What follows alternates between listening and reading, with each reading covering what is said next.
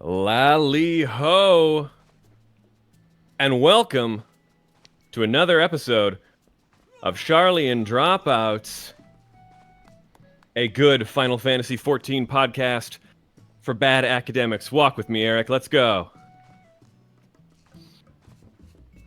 I'm your host, as usual,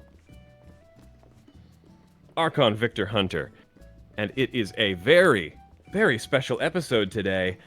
As you can tell from our setup here at Blood God Studios, Eorzea Annex. Welcome, everyone, to Late Night with Archon Victor Hunter. Ladies and gentlemen, I am joined, as always... Hold on a second. where are you? Where are you, Archon Nadia Oxford? Oh, Nadia Oxford, hold on. Nadia Oxford is joining the room right now. Nadia Oxford is now here. Joined, as always, by Archon Nadia Oxford. How the hell are you, Nadia? Hey, I am totally lost. I can't find the house.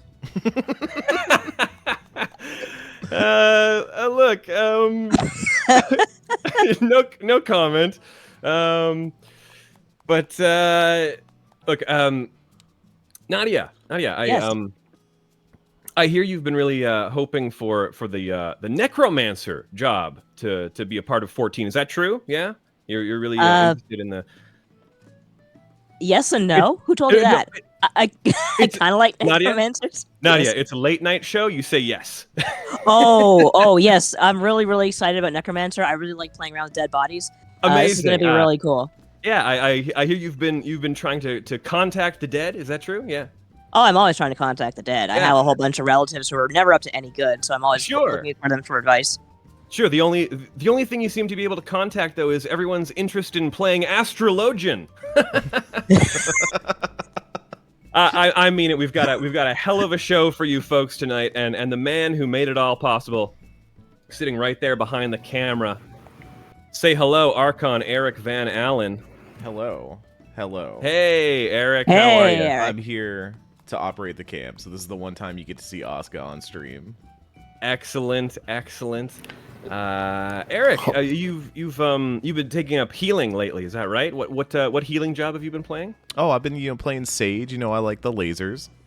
Yeah, cool. Of course. Laser Yeah. gun. That reminds me. I read in the paper just this morning a recent poll said that over 80% of sages wouldn't recommend that their friends play Sage. 80%. Now, I thought that was unbelievable. God. Sages with friends. Am I right, folks? Oh my God. Hey. My lord. Oxymoron. Is this happening? But I've actually been checking out a lot of different TV shows lately. Who's a fan of TV shows? Watching a lot of different TV shows. Anyone? Yeah. Oh, me. Yeah. Anyone catch Dancing with the Stars last week? Sure, Dancing with the Stars. Always sad to see someone get sent home. Breaks my heart. The woman, she targeted the wrong person. Made an audience member her dancing partner. Did you see this? Anyone see this? Ended up buffing him so much he sneezed and the audience wiped. You gotta be careful with that sort of thing. That's why I don't play support. But hey, it's a nice place we got here. It's Blood God Studios Eorzea Annex right here in beautiful eastern Lenosha.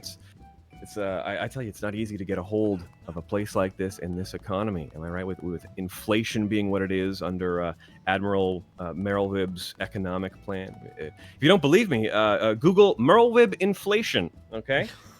Don't do that, please. It's expensive. We did not recommend that. Give It's Vic expensive. a late night show, they said. Yeah. Nothing could go wrong, they said. It's expensive. It's expensive to live anywhere. Expensive to do anything. Everyone's trying to cut corners, trying to save as much as they can. I was watching a cutscene in Shadowbringers the other day, and if you look closely, most of Amarat is actually set in Toronto. Yeah. A lot of tax incentives for shooting in Toronto. Basically the same Toronto place dead? anyway. Basically the same place. Lots of flooding. Toronto could use Confirm. Bismarck's breath. But all right, that's enough of me and my Letterman pastiche. You came here to see some fabulous guests help us raise money for Trans Lifeline. So what do you say? Let's get on with it, shall we? Let's do it. Let's do it. I thought I'm in the house, but apparently I'm not. I'm sorry. There's address. There's an address. I know there is. Address, and then you go to the address. I went to the address. Nadia, we'll help you off stream with finding where the house is. Thank you. Let's get our guests on the couch and start chatting. Incredible stuff. Nadia Oxford, ladies and gentlemen. Archon, honorary Archon, Nadia Oxford. I would point, I'm here and in the front row, and was once again given no love. Oh, Mike, I'm sorry. Here, I would give you love, but I'm not there. There's a point emote for you. There you go. How about that? All right, let's get to our first round of guests, everybody. In our first block, please. Let's see, who have we got here? Please welcome to the couch the voice of a solid candidate for Final Fantasy XIV's worst dad, and based on his Instagram, one of the few people who, when they say they can do a good Patrick Warburton impression, actually means it. He comes equipped with a Neumann TLM 103, the first promise, Zoralja himself. Spencer Ortega is here. Please welcome Spencer Ortega. Hello. How's everyone doing? Great to have you. Fantastic. How are you doing, Spencer? Great. Welcome. Thanks for calling me out for being a terrible father. I feel like more terrible fathers need to be called out. So, absolutely. Look, 14 is nothing if not the game for bad dad representation. And it needs to be said and heard, and definitely Patrick Warden impersonate. I didn't know you knew that. Or look, yeah, I could have said many things about some of the stuff on your Instagram. Just be happy that's the one I picked. All right, yeah, that's fair. See, fantastic. It's really incredible. It's one of those things like a Bane impression where everyone says they can do one, but 1 out of 10 are actually any good. So this is good. I appreciate it. Let's we won't go into some of the things that you've made Marge Simpson say, but oh my god, saw that. And I am so sorry if anybody else finds that, but thank you for watching that. Oh my god, that's some deep cut stuff. Yeah. Look, I'm a big fan of your work, and a big fan of Marge Simpson, if you know what I mean. Hey. Oh yeah. Oh dang. You're hired. Thank you. I understand having the first promise here is very exciting, but he's not our only guest here on the couch. Hold on, let me see. I got a message from our producer saying, "Move it along, buddy." Next up on the couch, she is a dear friend of the show. And her love of Final Fantasy XI means she is completely without sin in my eyes. She comes equipped with a Neumann TLM 103. Please welcome to the program writer, actor, game dev, and the third promise, Wook Lamont herself, Sena Bryer. Woo! Hi. Oh, you're fat. Whoa. I'm sorry. Bade Lamont. No, that was great, actually. That was very good. I do what I can. I do what I can. Yeah, I did not think that was you for a second, so that was great. I thought we had the very Bane himself. Oh, please no. I couldn't think of the proper Final Fantasy XIV equivalent of the you thought your darkness is your ally, so I just kind of I don't know. You just gotta for a bit. There you have it, and that's it. Sure. I imagine, wouldn't it? Oh, Bane doing Gaius Van Belsar's monologue. Wouldn't that? Don't tempt me. Oh, wouldn't that? Oh, if only there were some voice actors around who really wanted to do a novelty monologue. But none of them ever want to do that. Sena, how the hell are you? I'm good. It's too hot in LA right now, but I'm good. Oh, interesting. That's odd. Yeah, Toronto's who mostly knew? water. Who knew Southern California got hot? That's crazy. Yeah. Very strange. Well, it's a good thing we're nice and cool here in the basement studios of... Oh, we always cool. You know that. Oh, yeah. I know that. Look, we've got the first and third promise. But, hey, what if we brought a bit of a heel on to join us?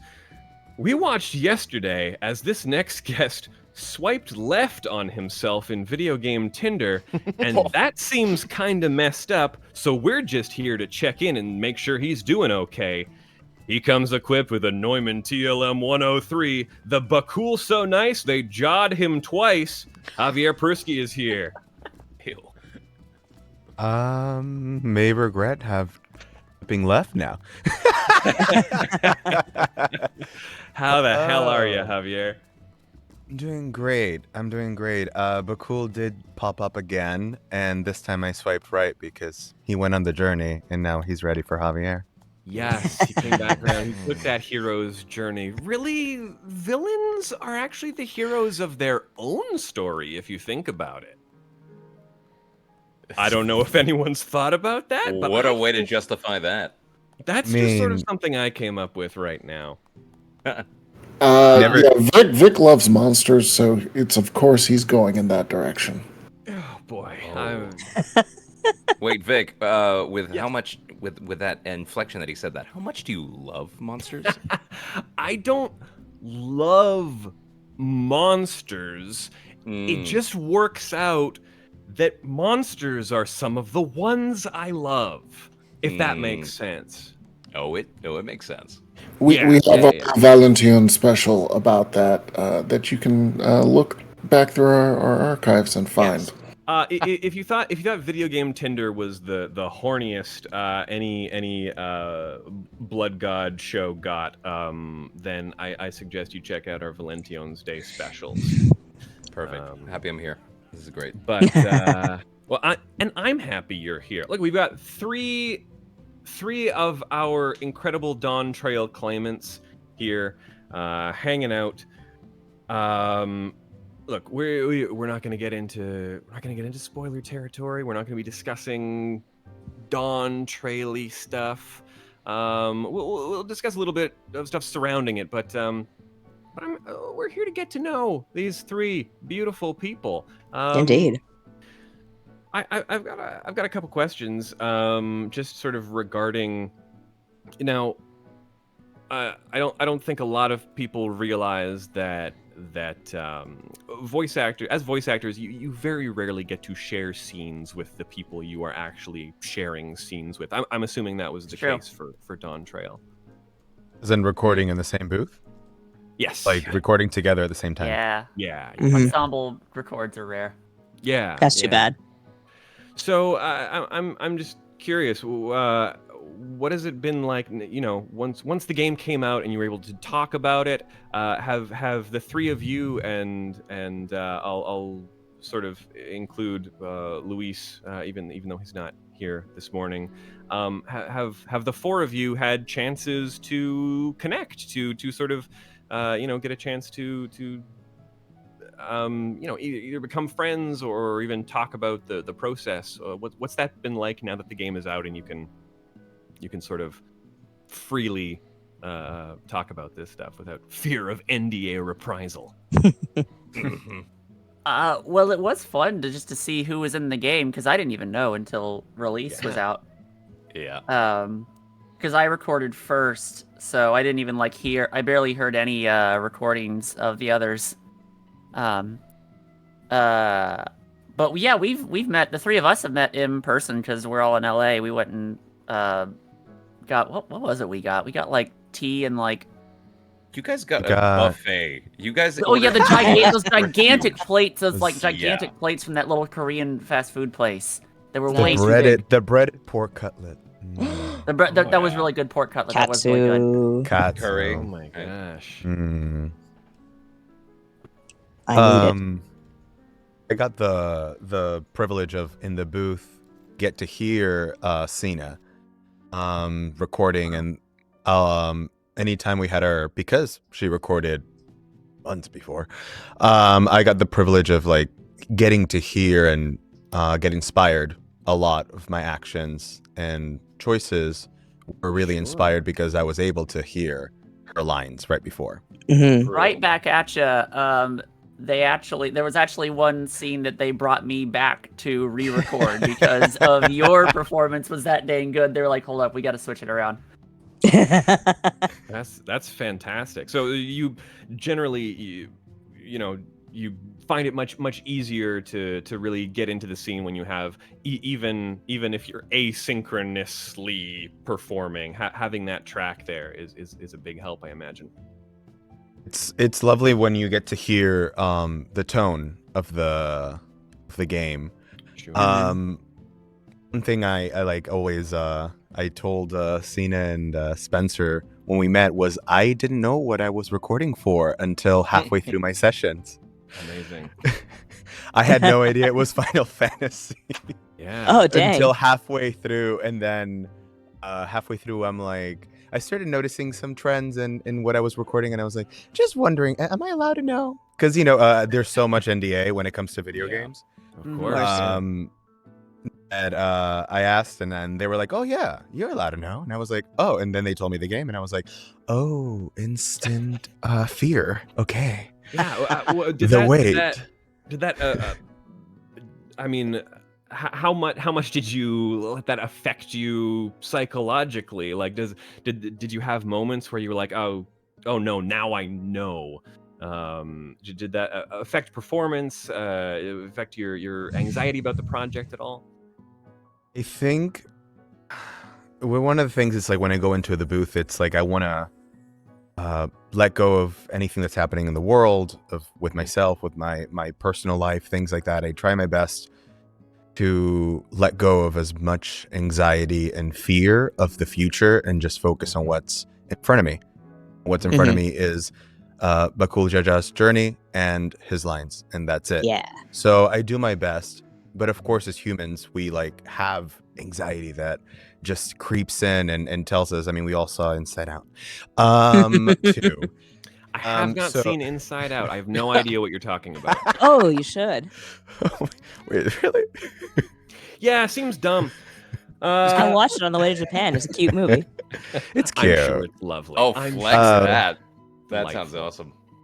On my way to Japan, you saw Inside Out. That's an awesome sentence, FYI. Just want to say. Oh, thank you. As I was Here, I'll make it even more awesome. I said I was on my way to see it. I was on my way to see Dragon Quest XI. So. Oh my god. So that was a real cool moment in time. This was before Dragon Quest XI came out, I'm assuming.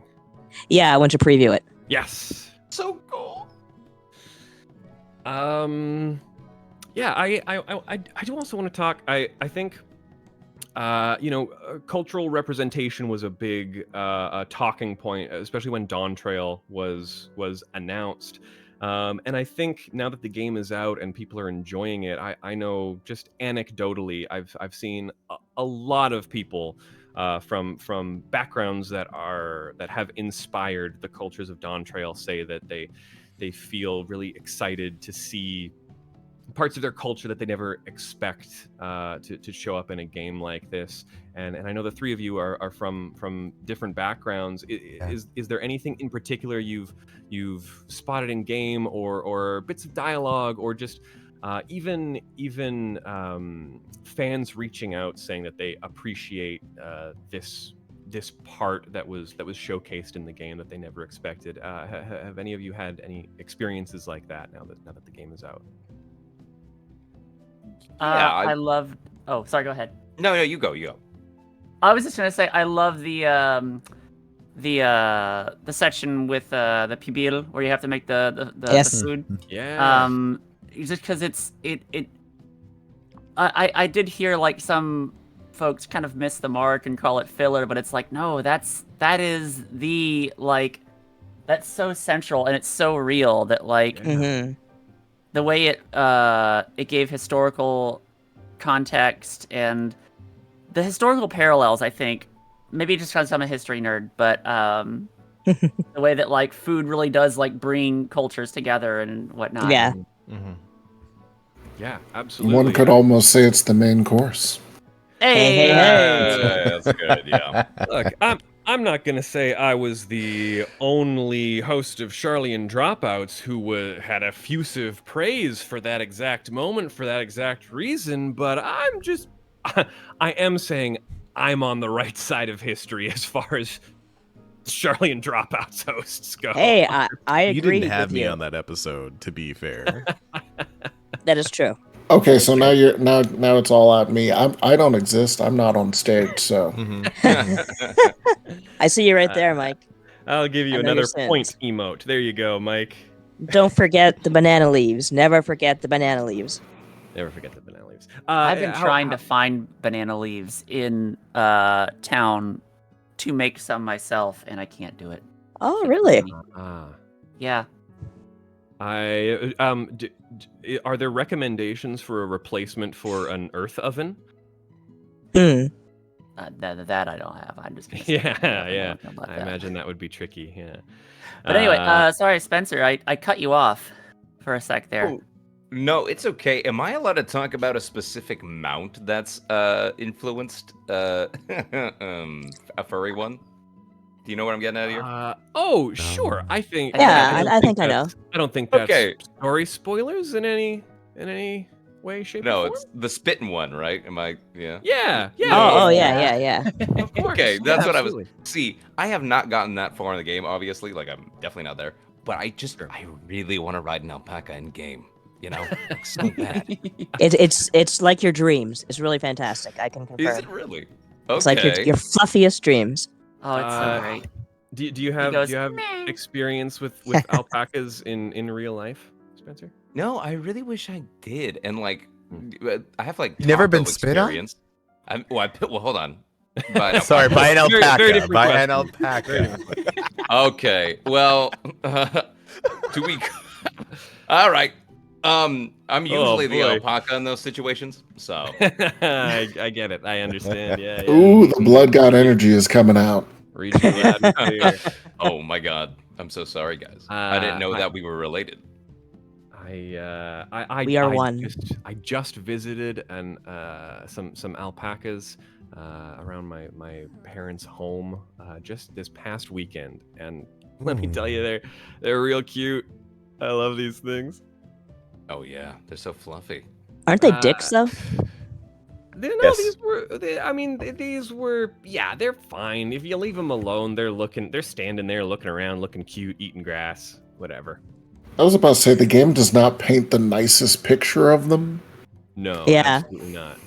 I see. I thought it was gonna be like, hey, they're cute. They stand around there, and I'm like, it's just like us gamers, right? And then you said something about grass. I'm like, oh, never mind. Oh, I mean, you can include the grass. Yeah. No, we Just- don't touch grass. No, we don't. Let alone eat it. Terrible. Javier, how about you? Have you any particularly poignant either feedback from fans or things that you appreciated seeing represented? For me, it was the fact that it's because Tuliyola is all different factors of Latin culture. Mhm. It's hearing from fans that are from the south part of South America, because I'm from Uruguay. That's where I was born and raised. And we don't have much representation, like Uruguayan and that part of the Latin culture doesn't really get much representation in video games and movies. Sure. Right. We are forgotten. So it's nice. It was great that in the booth they told me, we don't want you to imitate a Mexican or Puerto Rican dialect when you speak Spanish, like when you have an accented. We want you to use your culture accented ways of inflections are, and to be able to do that, and then getting reached out by people from Uruguayan, Argentinian, Chilean culture, and letting me know that it's like, oh, like that sounds like my parents. Because I mean, my accents are always inspired by my mom and dad because they're well, actually, we're all immigrants. So, but they were older when they moved, so they're like their accents are much thicker. So it's like that for me was great that I finally get to proudly represent my own culture. Yeah. Awesome. I've heard that too. Like, oh, she sounds like my cousins, and I'm just like, oh, that warms my heart. That's nice. Yeah, there was a really lovely thread that I was following the other day that was just someone asking, like, as someone who's not, South or Central American, just like sound off in the comments what you've thought about the representation in Dawn Trail. And it was just a list of hundreds of people saying they couldn't believe they saw this place that looks like where they grew up, that they never expected to see. It was really beautiful. A lot of people, specifically from Venezuela, were like, this spot looks like exactly like a place I go to in Venezuela. And I saw that sentiment a lot. So it's I think it's really lovely. It is, yeah. Yeah. Anyone else have particular comments that stood out from fans, or anything else you want to shout out about the experience in general? The fans in general are pretty vocal. Like, I really love this community. Like, I love that everybody kind of lovingly bullied me enough to download this game and play it, And they're like, it's ours, If there's anything that Final Fantasy XIV fans are known for, it's evangelizing Final Fantasy XIV. Yeah. I don't know if you noticed, but one of our final goals for our charity stream is to get the other Blood God host to finally play Final Fantasy XIV. Dude, what? So, yeah, you'd think it shouldn't be like pulling teeth to get someone to play one of the greatest RPGs of all time, but Yeah, I get that. Kids. Yeah. Well, it's a commitment. It is a commitment. Yes. Yeah. It is. But I'm fully ready to be committed. Like, I play, and I'm so sorry if this is offensive to anybody. I play Overwatch, and man, you gotta be a kind of person to keep playing that game, Sure. So, yeah. but in terms of like fans and stuff like that, I actually had no idea this game was released until a fan genuinely emailed me, and they were like, "Hey, loved your performance. It was great." And I'm like, what are you talking about? Like, I didn't know who this person was. And then I found out through email that Final Fantasy finally came out. Crazy! What? Yeah. Like, my agency didn't even know. I was like, what's happening right now? Oh my gosh. Oh my goodness. For me, I have two ends of the spectrum of experiences with fans. As we know what has happened with Bakul Jaja. In the interwebs. You're taking it from both ends, is what you're saying? Expand on sorry, that. yeah. First of all, whoa. But there are three ends, not both. There's a triple end because right, it's two of heads. course, yes. So, one comment that I somebody reached out and I don't want to spoil too much, but they talked about loss, life. And how a particular scene that I don't want to tiptoe around it. That I discuss and go through an arc of a sort. Yeah, absolutely. About it. She reached out and then she talked about how healing it was, because they recently went through something like that, and playing the game.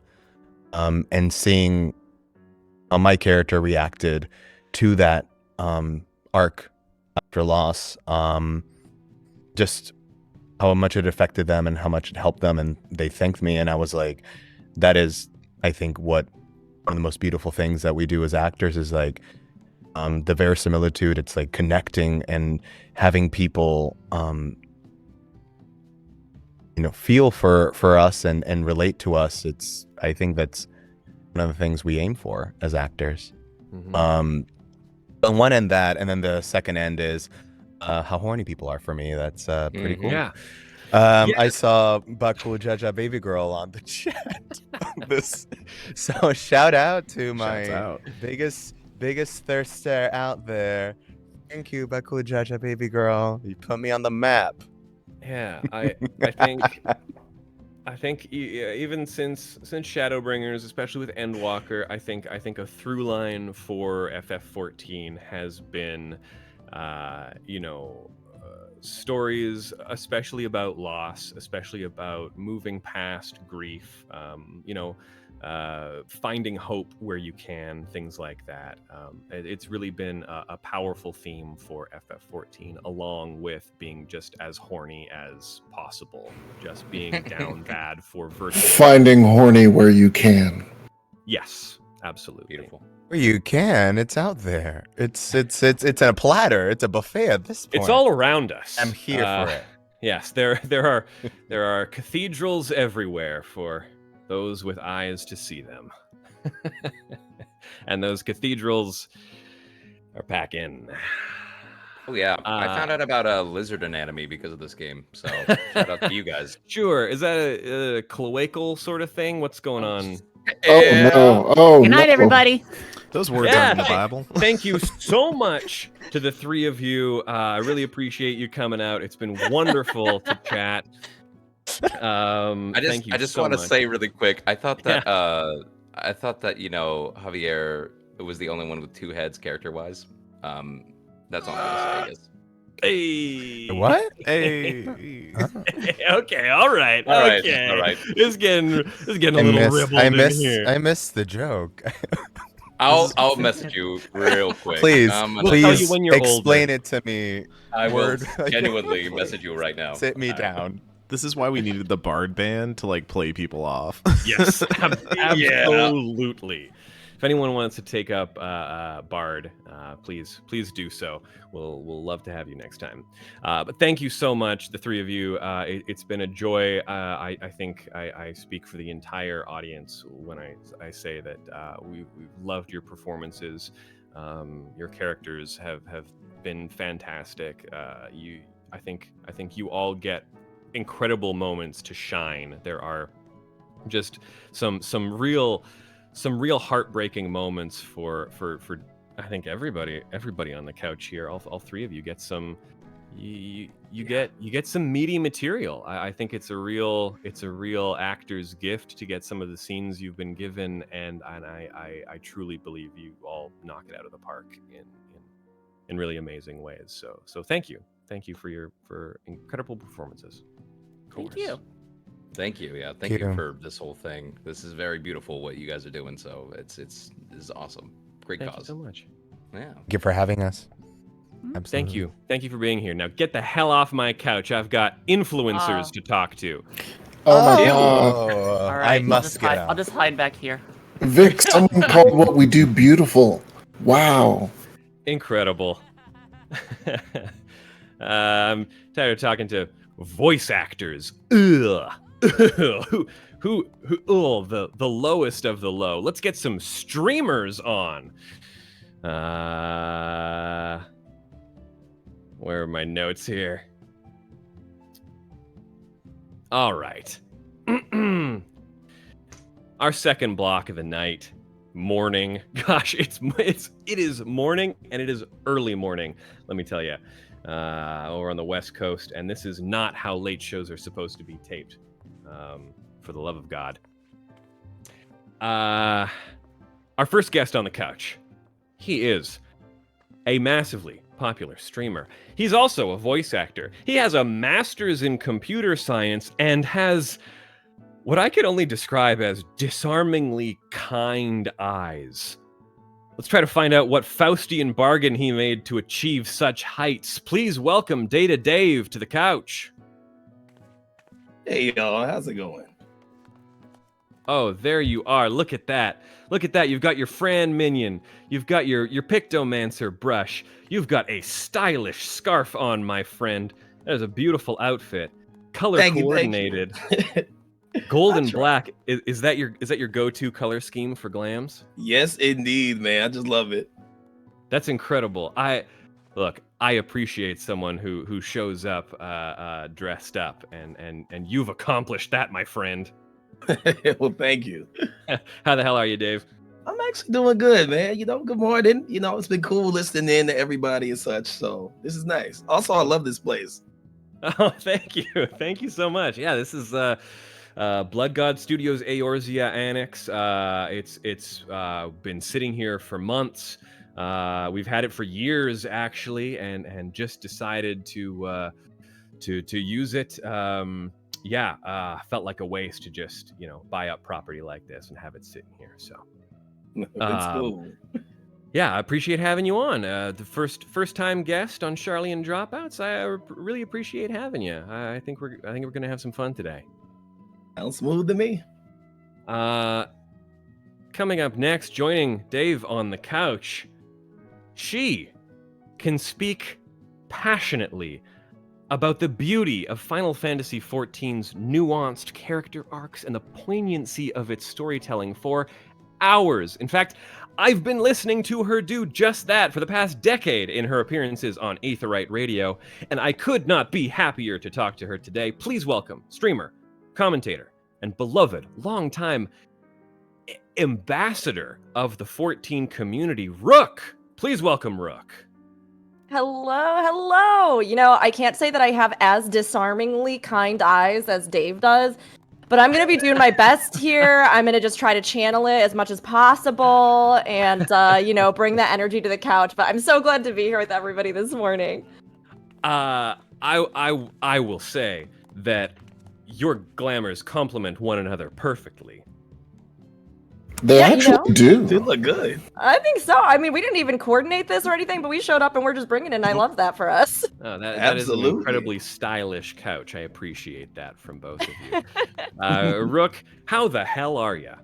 Oh my gosh, I'm doing great. Dawn Trail has been wonderful. It was so good to listen in and get to hear so many of the voice actors that have brought this incredible expansion to life, talking about their experiences with you here, even at the start of the segment. And it's you almost $8,000. Are we past that at that point? Let me double check. I mean, it's been incredible to see how much you've raised for Trans Lifeline, especially at a time when we really need it. So, really excited to be here. Yeah, producer Eric, do you have eyes on our numbers? Where are we at? Yes, I do. Let me check that real quick. We are at $7,837 as per my last check. I might need a refresh here. No, we are over 8,000. I did need to refresh. $8,014.81 raised so far. We are inching closer and closer towards that 10K goal that we have. So yeah, no, please donate if you are able, share if you're not. Yeah. That's incredible. Thank you. Thank you to everyone who's donated so far and who will donate in the future, the past, present, and future of donations. I appreciate you all. I see through the veil of time and appreciate you. Look, I've got two amazing streamers and personalities here on the couch. I mentioned in the intro, Rook, I've been you are definitely a factor in me getting into 14 in the first place. So just off the top, I'll just thank you for that. Your passion for the game has been an inspiration to me for a very long time. So I appreciate that. Oh, I appreciate you getting into the game. Even in the last segment, everybody was talking about how we spread the word of Final Fantasy XIV. Have you heard of Final Fantasy XIV, the hit acclaimed game that has a free trial? No, I feel like I've heard something about it. Yeah, you heard a little something. No, honestly, that makes me smile so much. Just knowing that talking about these games that we love and how they've touched our lives can make it so that other people can have these experiences too. So that's what it's all about, and that makes me so happy to hear. Yeah. So I was listening to your recent appearance on Lore Lines. I believe that was yesterday or the day before. Yeah, yesterday. Gosh, what is time? Yeah, who knows? But we're not getting into spoilers. But have you finished Dawn Trail at this point? I know you were taking it nice and slow, and I appreciate that. I'm not here to judge. No, listen. This has probably been the most I have savored an expansion since its release. Some real life stuff came up that did delay me, but I record all my playthroughs for YouTube, and I try to do my best to voice the unvoiced with my humble, not nearly as prolific voice acting talents. I try to, at least bring some life to it. And so it takes me longer, but also this time around, I really wanted to dive into it. And actually, an artist in the 14 community, Dr. Griswold, who has a history and studies in Mesoamerican art and connection to the cultures represented as well themselves, has been going through it with me. And we have been doing little interspersed moments where we talk about some of the cultural influences or the artistic influences that they represented so well.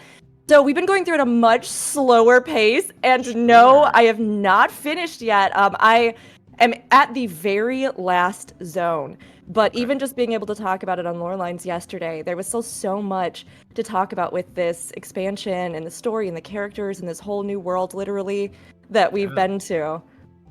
Yeah. Dave, what's your experience been with Dawn Trail? Did you get a chance to savor it, or did you shotgun that puppy? The way that I shotgunned it. So what's funny is I originally was streaming the story on stream, and I was like, this is really good, but I don't want to wait till next stream. So I started doing dailies live and vibe and getting people caught up for the content. But offline, I'm like, no, I'm locked in the story. Like I went from like, I'm at the beginning to, yeah, I'm almost at the end, y'all. It's like, you want to stream it? I'm enjoying it, So, it's been great so far, and definitely take your time with it, Rook, because it's a beautiful story. I really enjoyed it. Of course, spoiler free, but it's nice. It's nice. It's rare for me to take things I would do story mode on stream and say, I want to pull it offline and just really just take my time on this part, Sure. Even though I got through it quick, but it's a beautiful, beautiful expansion. Yeah.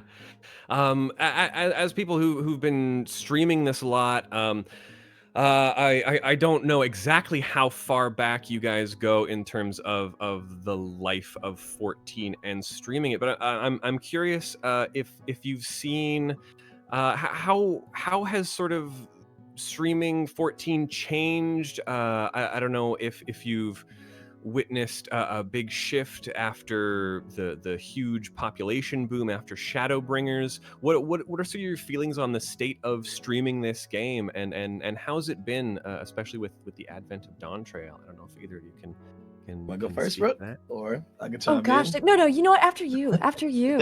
All right, thank you. I'll say for me, because I'm someone I do variety, but I do a lot of Final Fantasy XIV.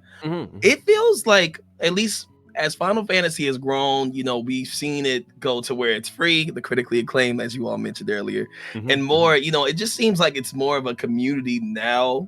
Not saying it wasn't before, but I'm saying I remember streaming Final Fantasy. It's funny, I had a post that said 6 years ago, you did a Logitech in Final Fantasy XIV stream. I'm like, wow, I've been playing quite a while. Yeah. But I don't know, I think it seems now everybody really wants to come together and play. And with the way that people can play those first couple expansions for free, you can get them involved. You can teach them the game. So, it's just that seems the barrier entry is much easier, because it's like, oh yeah, just play for free. Then they end up loving the game and they're higher level than me, More. So it's been cool to see how much more, I guess, accessible it is. Realm Reborn has been shortened, thank God. And it just seems like I could get a friend into the game, but before, maybe many years ago, it was harder to say, hey, play this. That's a lot to catch up to, you know? Even as someone who enjoys the slower moments and actually liked having ARR to just kind of like soak in for a while, I am glad that it is easier to recommend to people, but also I'm an FF11 freak, so me too. I got my account. I was a blue mage. Oh, an 11 blue mage. Yeah. Oh boy. Wow. New best friend unlocked. New best friend. Absolutely. We're having you back on the show for sure. You just secured yourself a slot. Yeah, I was totally a blue mage too in 11. I definitely did that. Yeah. We gonna get those skills up on there. Feel free to join. Yeah. Cool, Rook. That sounds awesome. So Dave, but yeah, I definitely am glad that it's easier to get people into, and currently right now over on the Blood God and the Sharlayan Dropouts Discord, we have a really lively group of players over on our 14 community, and we have some people who started with the free trial who are coming up on the end of Stormblood pretty quick. Oh boy! And you know, they've definitely gotten into it. So yeah, it's really interesting. That free trial is a powerful thing. I feel like, you know, I think 11 could use something a little closer to that, even just a little subscription bundle, something to entice people in. I would love it. I really would. Yeah, I think with this new raid series, people are gonna want to play that. But yeah, I just want to know, personally, without going into spoilers, what have been your takeaways from the Dawn Trail experience? I will say I like a vibe switch. You know, I think that's the best thing I'll say, because, you know, from the past expansions we had, you know, I like when you could take the focus off of us as a main character and tell a really beautiful story, and it's relaxing. Like, you know, like we know who we are in this story. We can beat up anybody, but it's cool to see, like, let me see these people. Let me see culture highlighted. Let me see, like, oh, okay, this is different. This isn't the usual story I would expect, but it's like I appreciate it and I enjoyed it, and I found myself laughing more because the game's self-aware in this expansion than others. You know what I mean? Like, we usually have save the world, but here's some humorous moments. I was like, this is funny seeing other people's dynamics. So I've been loving it. I'm trying to be very broad, you know, but it's been a really beautiful and relaxing story. Yeah. I would say I agree. I mean, Dawn Trail has been it's a different change of pace, but the great thing about MMOs is that, much like if you're a Doctor Who fan, or if you know, it's not just one thing, one season, one expansion, one game, right? It's a journey that we all take for years and years and years. And so every expansion should bring something different. Yeah. Every expansion will resonate differently to different people. And like myself personally, I am someone who loves lore. I love world building. I love expanding the boundaries of the world as we understand it, and the places and peoples that make up that world that we immerse ourselves in. And so I think that it's been wonderful because, you know, you brought up that question, how has the community changed? And Dawn Trail, in a way, feels like such an incredible embodiment of the actual journey we've been on, right? You know, we finished Endwalker, we've had these huge booms in population and stuff like that. And so much of Dawn Trail has to do with embracing diversity, embracing differences, culture, our own unique strengths, building each other up. And I think that there's been so much, you know, worry, like, oh, well, if we have WoW players coming in, or if we have these things. And as somebody who plays all those games and casts and commentates and hosts events for them and all sorts of stuff, I think it's been amazing to just see how those communities are stronger together. And as we have new players coming in, we get this injection of life and energy, and people who are like, oh, I get it now. I love 14 too, and I love what it's doing. And Dawn Trail to me felt like that. It felt like the hope, the joy, the embodiment of the community, as well as so many other themes that we get brought in there about some of the struggles that can come in with, you know, reconciling our own legacies, heritage, differences of opinion, and, you know, grappling with everything from grief to, I mean, of course, this is 14. It's always emotional, but I have loved it. I think it's been a wonderful expansion, was really solidly written, and is a great starting point for our new journeys together. Yeah. Speaking of sort of stuff that's coming up, and the diversity of content in 14 and the different play styles and different things people can do, I'm curious, now that we've sort of wrapped up the 7.0 stuff, what are the two of you looking forward to in the future? There's a lot of different kinds of content. We've got the returning expeditionary zones, forays, whatever they're calling them. I can never figure it out. They're my favorite things in the world, and I don't know what to call them. But yeah, we're seeing the, you know, return of variant dungeons and our new limited job. What are the two of you really looking forward to? What's going to be bringing you back to not just experience more story, but what are the sort of things that fit your play styles, and what do you like to do in sort of what some people consider the off season? for me, I'm going to try to go into Savage Raids. I'm like, we could do extreme. That's great. I'm usually scared because I'm like, look, I stream and I talk too much. You'll be like, go to the left. I'm like, I don't know. This is a great movie we've been talking about. It's like I'm talking about something else. So it's hard to get me. By the way, I'm the healer, so they call me distracted healer because I'll stream talking like, oh snap, someone needs to save them. That's my job. So I'm gonna try to go from extreme to savage. And I know it's funny we mentioned Blue Mage already. It gets a lot of flack, but I do hope we get some more spells because I'm a nerd for the class. Hey, so we don't take kindly to Blue Mage slander around these parts. I love it. I got all the spells already. So I want to try to get other people to get into the class, and hopefully the new limited job is a lot of fun too when that comes out. So I'm looking forward to it. I'm a collector. So that's my next thing, and then maybe a little bit of achievement hunting. I just kind of go for mounts like the Final Fantasy XII Bajra mount. I need 5 notes, just 5. I am unlucky, but I just like getting cool stuff. Being like, hey, we did that. What else can we do? That mount is my pride and joy. That was the ultimate carrot dangled in front of my face that brought me through Bajra and ultimately made me fall in love with that whole zone. I think the field notes were one of the greatest additions to the game.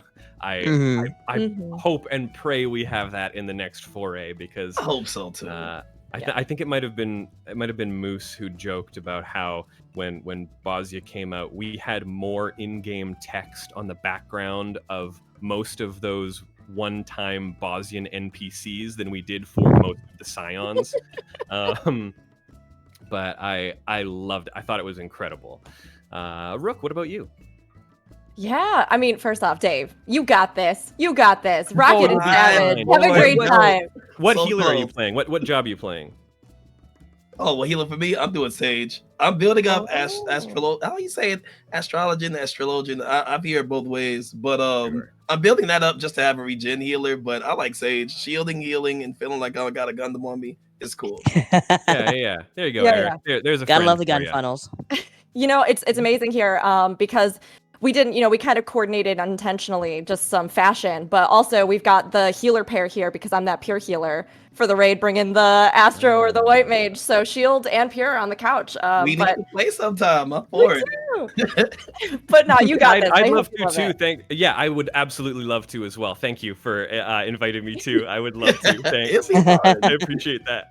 Well, Vic and Dave, you two can teach me the ways of Final Fantasy XI, which I haven't fully gotten into, but I've tried. We can always do that, and then we can all teach other ways for endgame or any other content. We could do it, but I will say that we did pass yesterday. Our $5,000 goal was for September and October in the lead up to Echoes of Vana'diel. I will be doing a guided community playthrough. I'll be streaming all throughout September and October. So we're inviting everyone over on the Blood God Discord who wants to participate. Anyone who's 11 curious and would like to get some insight. I'll be doing a guided community playthrough. So we'll be partying up. I'll be showing people the ropes all throughout September and October. And you are more than welcome to join. In fact, I would love to have both of you guest at some point just to stop by and talk a little bit about 11. Doing the 14 podcast has revealed to me so many closeted 11 fans, so many people who are like, I also play 11. I had a string of guests who ended up all being huge 11 fans, so I would love to have you both on at some point. That would be great. Well, great honestly. to me. Yeah. I will say, sorry, yes, really quick, before, I will answer the question, I promise, although I love chatter. But before, you were talking about how they need to do some kind of bundle or something, and they absolutely do, because let me tell you, for anybody out there who hasn't yet signed up or tried to get to 11, figuring out how to even just subscribe to play 11, it takes written guides. It takes you're like, how do I just give you money so I can play the game that I would like to try? Play Online Savage, yes. Play Online Savage. Now I know all of your pain. But as for things I'm looking forward to in the post content here with Dawn Trail, everything Dave listed, absolutely. But I also, I have been one of the few people out there, I think, that is a passionate lover of variant dungeons. Hell yeah! No, you have a friend right here. You definitely have a friend. Oh, hello, friend. I love them. They're incredible. I love them. They're so good. I mean, it's like a perfect culmination of so many aspects of the game, from lore to this. Oh, as I get so excited, I jump off the couch here. I hit the space bar. Just the variant dungeons. Pulling a Tom Cruise over on the couch. I have to stand up just to let you all know the good word.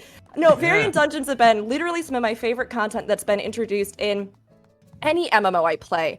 I love that there's so much additional lore. I love that there's variation in the runs and the surprises. I love that there are secret Easter eggs. My favorite thing to do, and I encourage everybody, is to try to do them without a guide. Try. Please. Like, I promise you can put more of it together than you think. There are some that are exceptions. There are some that are the most obtuse, ridiculous thing ever. But, like, as somebody who grew up on old point-and-click adventure and mystery games, yes, I love looking at the environment, what's happening, the enemy types, looking at things, you know, like, are there 3 lanterns? Are there 2? Is one not lit? Are there, like... There's so much that you can draw from that's really fun, that gives you a different playstyle. You can go in with friends, you can go in by yourself. And then, of course, that expansion into the Criterion content as well, which is a new kind of end game content. They're still figuring out how to kind of roll that into the gearing and stuff at the end game to make it more rewarding. But some of the most creative and interesting ideas they have been iterating on for endgame content have popped up in stuff like Criterion. We've seen some really unique concepts and some unique fights that I think we just don't get in some of the other content in this game. So I'm really excited about that. I'm excited about the, sort of open world, return to Boja kind of style content, because I love those too. And I'm just honestly pumped that we are going to have, for the first time, all of the content that has been introduced in this game in like one expansion. All of these different types in one expansion. I mentioned a while back when they started rolling out the variant dungeons, and I said, like, you know, if this is the replacement for the expedition zones, I guess I'm okay with that. These are pretty lore dense. They offer a lot of interesting puzzle solving, and let me tell you, Rook, I think you're going to enjoy Final Fantasy XI. But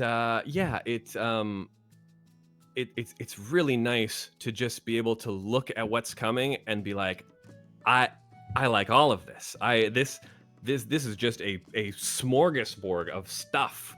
I'm so glad. I am so with you on variant dungeons. It's not even funny. I remember I saw spoilers for the secret, the combination of things you had to do for the final log in the very first one in Sildee, and I remember thinking, boy, how is anyone supposed to guess that? And then when I unlocked all the rest of the logs, I realized, oh, it spells it out for you in these logs. You just have to read. And I vowed to myself that I would never look up a solution for a variant dungeon ever again, because as the Snowman once said, the clues were all there, Mr. Police, Mr. Officer, Mr. Policeman. And as we noted in a previous episode of Sharlayan Dropouts, some of those actually factor into the story this time around. Yes, Aloe has been incredibly important to some of the background of Dawn Trail. So I'm very excited to see what the variant dungeons might have to offer. And I'm a sucker for just going back to an old place too, and I'm glad that the variant dungeons have been, you know, the first 2 especially have been about revisiting places we've been to, but going to a specific location that maybe we haven't explored. So, yeah. Look, thank you both for being here today. Is there anything else you want to say before we get into C Block here? Any shout outs you want to give? Any other observations about Dawn Trail? Any fan appreciation? Anything you want? This is your time. I give you the floor. Final Fantasy XIV to try if you haven't. Insert the rest of the spiel up to level 70 and such. For free. yeah. You know, the only thing that I would add to that, because Dave's got it covered, is just, you know, enjoy Dawn Trail. Have an amazing time, everyone. We've got a lot to look forward to. And if you're able, donate to Trans Lifeline. Now more than ever in the world, this is an organization that's providing much needed support that provides not only resources for mental health crises for trans folk, but also for emergencies financially, for anything that might be going on that they need support in, a literal lifeline. Because as we've seen, the world can be a hostile place. There are many people out there who want to divide us, but like Dawn Trail itself showed, we are stronger when we come together, when we genuinely and earnestly try to learn about each other, when we show love and consideration and respect for one another. And so, support organizations that are doing this, support those people in your life or even beyond it that you can, who might need that support. And particularly, for our trans brothers, sisters, or for any of the folks that are between that, outside of that, give what love you can. It's a harrowing time, but again, if we stand together and show that solidarity and support, we come out of it better, richer, and stronger. So donate if you're able. Even $1 makes a huge difference. Absolutely. Well said. Absolutely. Thank you so much, both of you, for being here. It's been a pleasure. Your enthusiasm for the game is infectious, and for what you do in general is lovely. It's so nice to have people like you here on the couch. So thank you so much for joining us. Thank you for having me. Thank you. Now get the heck off my couch. It's time for a giveaway. Eric. Hi. Yes, I believe that's my cue. We've got a giveaway. Yeah. So before the next segment, and this might be teasing what the actual segment is, we do have a giveaway for the chat, and I've been told to read this copy before we get to it. Sevagoth Prime is the latest Prime Warframe releasing alongside the Lotus Eaters update this week on August 21st. Sevagoth, once banished to the void, has been resurrected to reclaim his ship and his pride. Embodying the power of an advanced ancient society, Sevagoth Prime metaphorically sails into port with increased energy, shield, and armor stats, along with an extra polarity mod slot. That's right, we have 3 Sevagoth Prime access packs to give away. We'll be raffling those off to anybody who is in Twitch chat right now and wants some Warframe access. So yeah, everyone knows I've been clamoring for an extra polarity mod slot, and some lucky listener out there is gonna get it. So kudos to you, whoever gets that. I've got a mean hankering for an extra polarity mod slot. Hey, if you got the time, and I'm not just doing it because it's my job, Warframe is always out there for you as well, folks. Do we want to give a few moments for the giveaway? I'm gonna handle that in the background. Don't worry, we should get the next guest up here. All right, okay, that sounds good to me. Eric the Machine. All right, folks. Look, I'd love to see all of your beautiful faces in the audience. Give me a clap emote. Let's make some noise for C Block. We've got our next guests coming up. Oh, look at that. You all have mastery of those hotkeys. Incredible work. That's a bunch of real gamers out there. We know how to push buttons. Yeah, you're doing great. Yabba dabba doo. Look, our next guest, she has a portrait of Emmett Selk in her basement, but in a cool way. She's the creative director of the hit free-to-play action MMO Warframe, available on Windows, PlayStation, Xbox, Switch, and iOS. What's happening? Who screamed? Who screamed in pain? I fell into the live channel. You're okay. You're allowed to be here. This is all right. Do I get on stage now? No, not yet. Oh. Wait your turn, Michael. We're doing something. Okay, I figured y'all were doing something. Say your name, Michael. I'm starting over. She has a portrait of Emmett Selk in her basement, but in a cool way. She's the creative director of the hit free-to-play action MMO Warframe, available on Windows, PlayStation, Xbox, Switch, and iOS. And she's maybe the most stylish and fashionable game dev I've personally ever met. And she's Mike Williams' boss. Please welcome to Sharlayan Dropouts, the incredible Rebb Ford. How the hell are you, Rebb? Well, Hi. I don't. That intro was out of control. Thank you. It's a pleasure to be here. Wow. Yeah, I do have a cool Emmett Selk portrait in my basement, and in fact, I have 2 that I rotate between depending on my mood. What is the difference between them? Is one like hot and the other one's cold? Or... One's classy and the other is not. No. Have you ever seen a body pillow? Yes. I have. Listen. Thank you for having me. I won't be anyone's boss today except Emmett Self. That's for sure. He needs a boss. That boy needs to be kept in line. I have a very good friend actually who we were just at Otakon, and they dressed up as Hythlodaeus on vacation. So they had like the trashy shirt, the lei, and all that stuff. And they also printed a giant picture of Emmett Selk's face on a T-shirt. So they're basically Hythlodaeus walking around on vacation wearing a T-shirt of Emmett Selk's grimacing face. And you could probably find it. I think it's on Reddit, but it was pretty fantastic. Iconic. That sounds absurd and hilarious. It was the funniest thing I've seen. It was like, do you remember that Simpsons episode where Marge tried to get her face printed on a T-shirt and it got smeared? It was exactly like that. That's the one with Mindy. Oh, Mindy. Mindy, you came and you gave me a turkey. On my vacation away from work. Oh, yeah. Rebb, thank you so much for being on the show. It's lovely to meet you. How the hell are you? Did I ask you how the hell you are yet? I don't think I actually answered it, though, so... Oh, how the hell are you, Rebb? I'm good. I'm packing I leave for Gamescom tomorrow, so... Oh my gosh. Well, thank you so much for being here. I appreciate that. Are you looking forward to Gamescom? What's on the docket over there? What are you going to be up to? Tell us all about it. We're going to be, hitting the Warframe PR circuit. Got to make sure people know what's coming with this video game called Warframe. But like any chance I get to talk about Final Fantasy there, I'll do too. So I'll bring Final Fantasy on my Steam Deck, try it out there. Yeah. And just have some fun. We'll be doing the usual thing. I haven't been in about 6 years, so I'm looking forward to a return.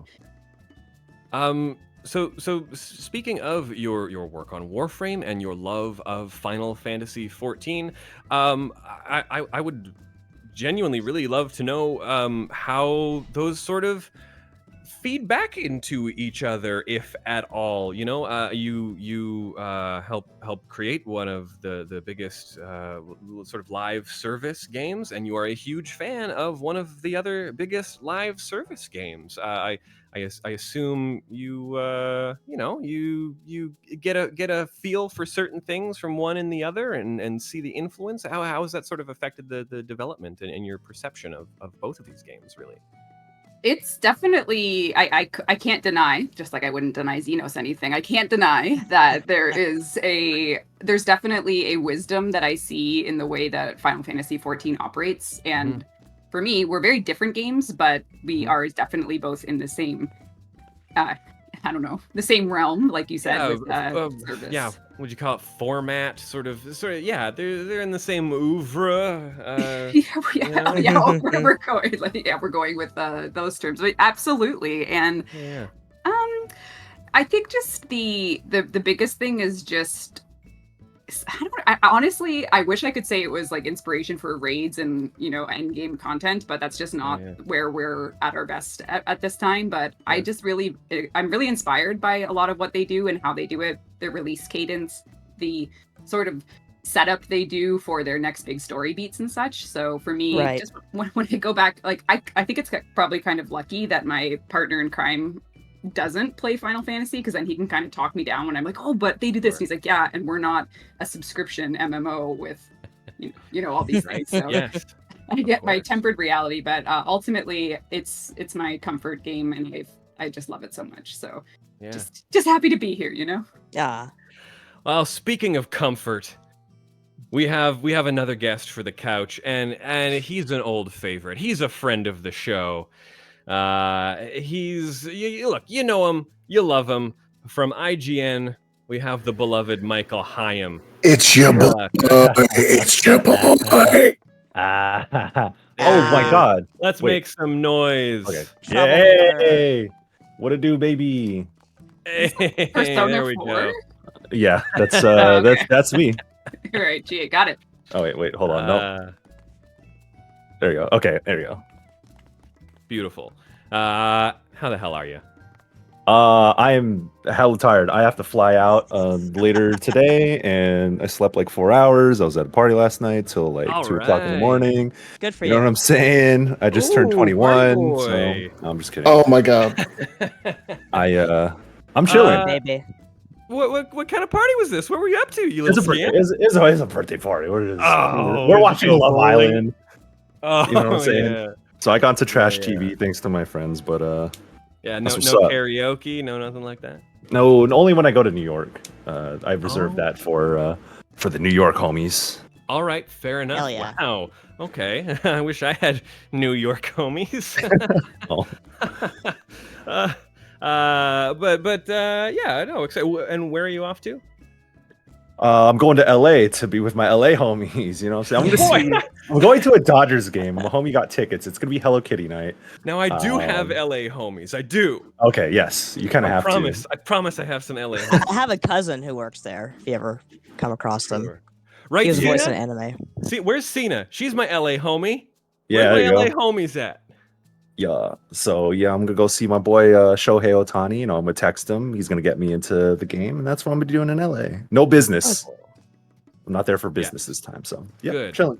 Good. Okay, so you're both about to fly out, one for business, one for pleasure. Mhm. Michael, give us a little rundown of your experience, your history with Final Fantasy XIV. Oh boy, y'all better get real cozy. How do I say that? How do I say this real quick? So one of my coworkers, he's a good friend. He played 14 a lot back when we were at GameSpot. This is like 2019. This was when I think 4.4 was out. I was like, damn, I should get into this. This looks kind of sick. I was like, yo, Cat Girls, hell yeah, I'm playing this. I'm sold. So yeah, so I was playing because I don't know. I didn't have a live service game at the time. I was also juggling this and Warframe because the homie Mike Mahardy got me into Warframe. What? Okay, yeah. incredible. So another one of my GameSpot coworkers got me into Couch 14. synergy. Interesting. Yeah. Interesting. And then I just kept playing because it was just something to do. I have a live service game that I am constantly coming back to. And then I started crying when I got to Heaven's Word, and I was like, "Yo, this is the thing." Like I've been playing Final Fantasy like my entire life, but I never really thought much of 14 at the time until I got up to I think 255. At the end of Realm Reborn, I was like, "Oh, they're cooking here! Like they're doing something." Absolutely. And then I stuck with it throughout that time, and I just like kept caring more and more about what was happening in the game. And it got to the point where I was patch current, and I had was covering Shadowbringers for GameSpot. So I went to the preview event. I met Yoshi P. I was like playing the early build of the game, and then when I played, like Shadowbringers it's one of those big moments in my life where it felt like, especially through its characters and Grahatia especially, like it felt like characters who were speaking to me. And Final Fantasy has always had those emotional, like that emotional core, but never have I felt so moved by a Final Fantasy game or a game in particular, other than like Persona and other and Warframe, obviously. Well, yeah, well, listen. So once I finished Shadowbringers, I was like, oh, this is the game. Yeah. Then 5.3 happened during a pivotal moment in my life. And so I got like this really strong emotional attachment to patch 5.3. And of course, Endwalker was a huge thing. And like, honestly, like at the time I had my best paying job at Fanbyte because I was playing 14, because I covered 14 for Fanbyte. And Mike knows what's up. I was like, yo, Mike, fucking cover this live letter right now.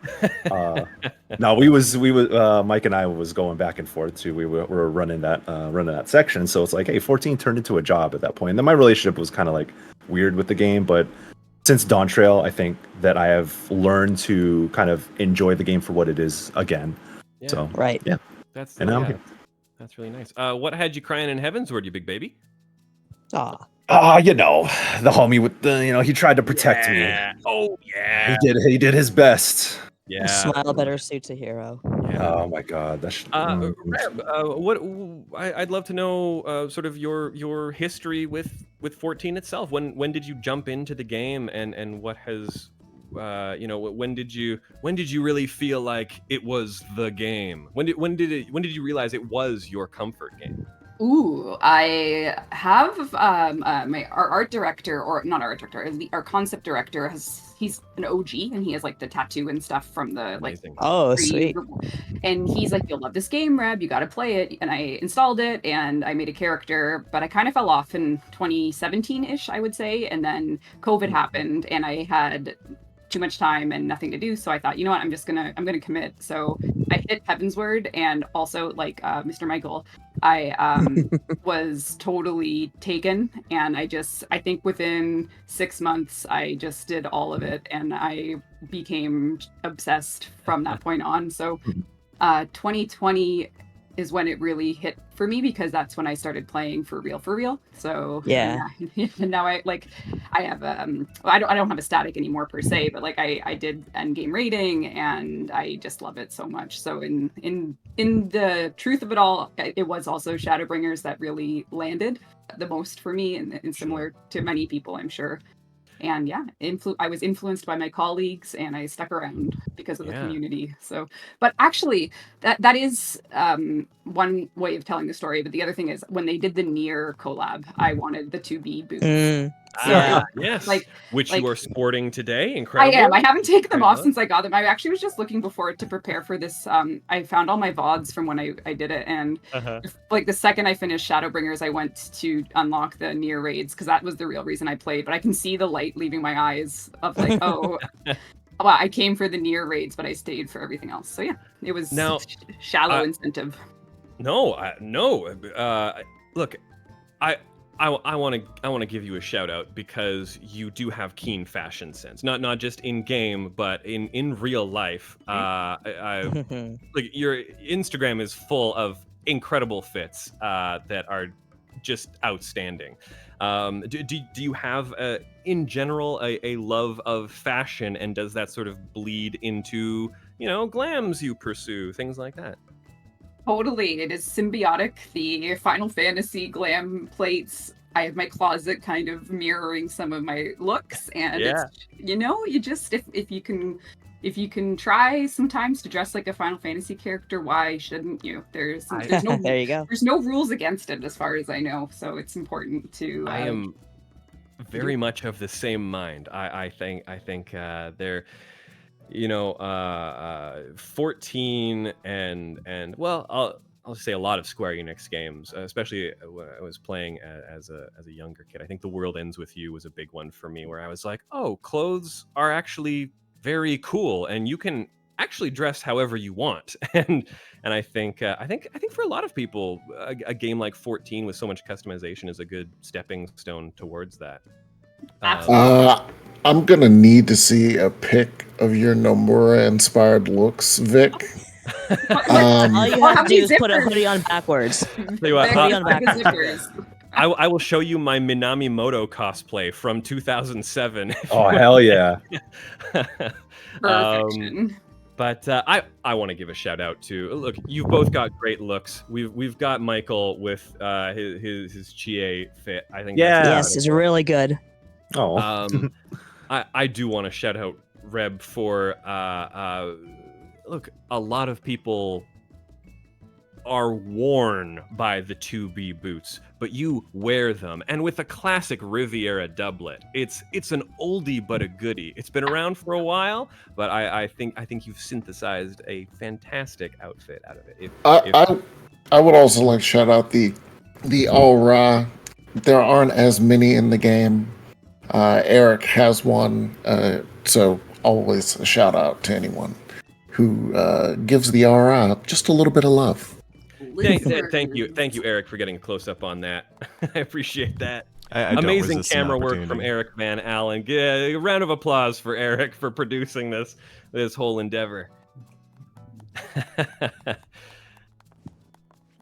Yeah, Michael, you're also a fashionable guy. Thanks. You've got great looks. Do you find that that your love of fashion bleeds from real life into the games you play and back?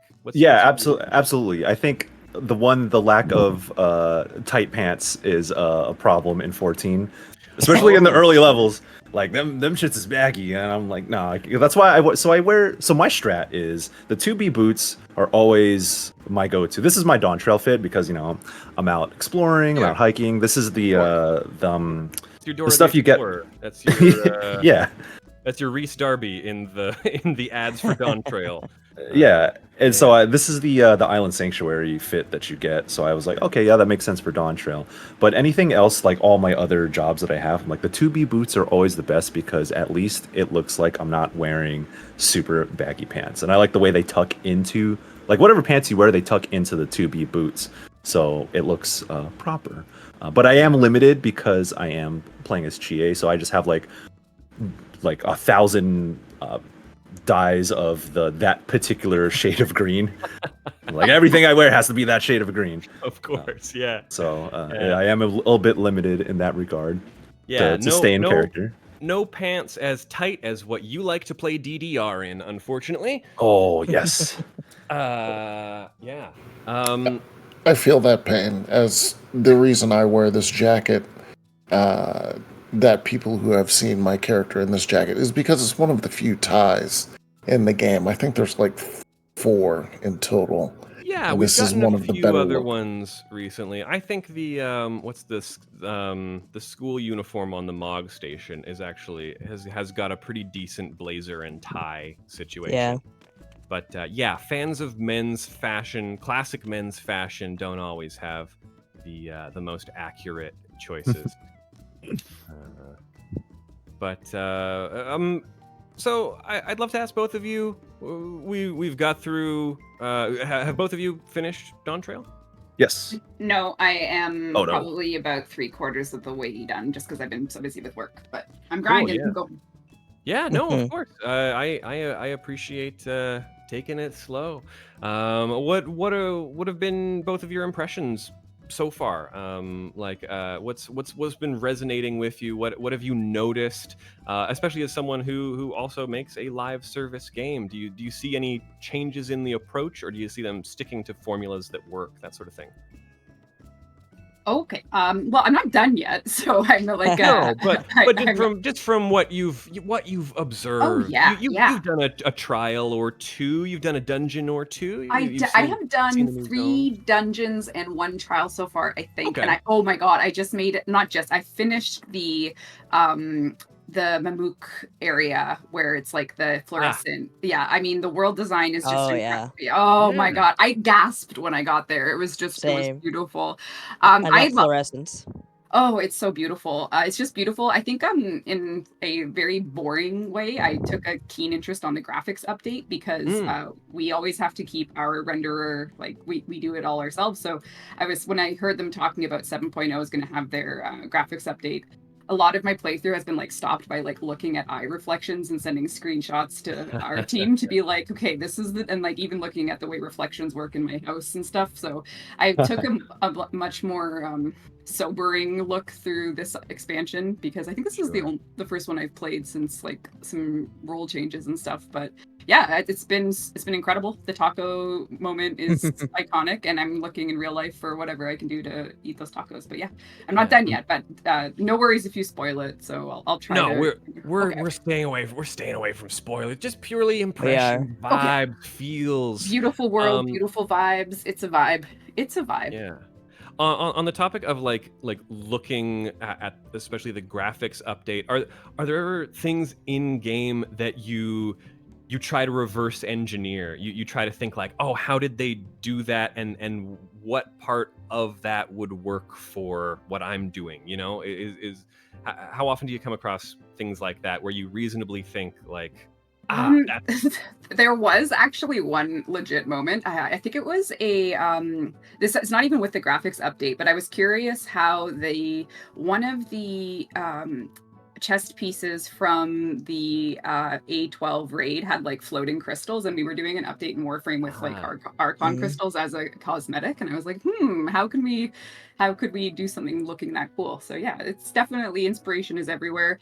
Graphically, Yeah, I was looking at their eyes and their hair and their shading because I was following very closely the player reactions to the benchmark and all that. So in our game in Warframe, if we ever consider doing sweeping changes to the character you've invested in, you have to be as careful as the team was here. So it's just very much how do they navigate changing your OC, so to speak. But yeah, I don't know. Do you follow? I believe she's a Japanese player, an Elizin woman who. Oh yeah, I saw all that. Yes, yeah. she was so upset. She's been a long time member of the community who posts glams and just gear sets for reference.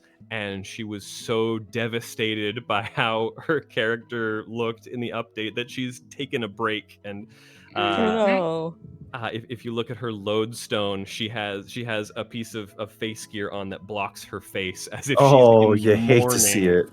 Yeah. Oh. It's hard. Am I correct that this game was on PS3 at one point? It sure was. I played on PS3, yeah. Yeah, I remember telling that to our graphics team and they just kind of did a 1,000-yard stare. It's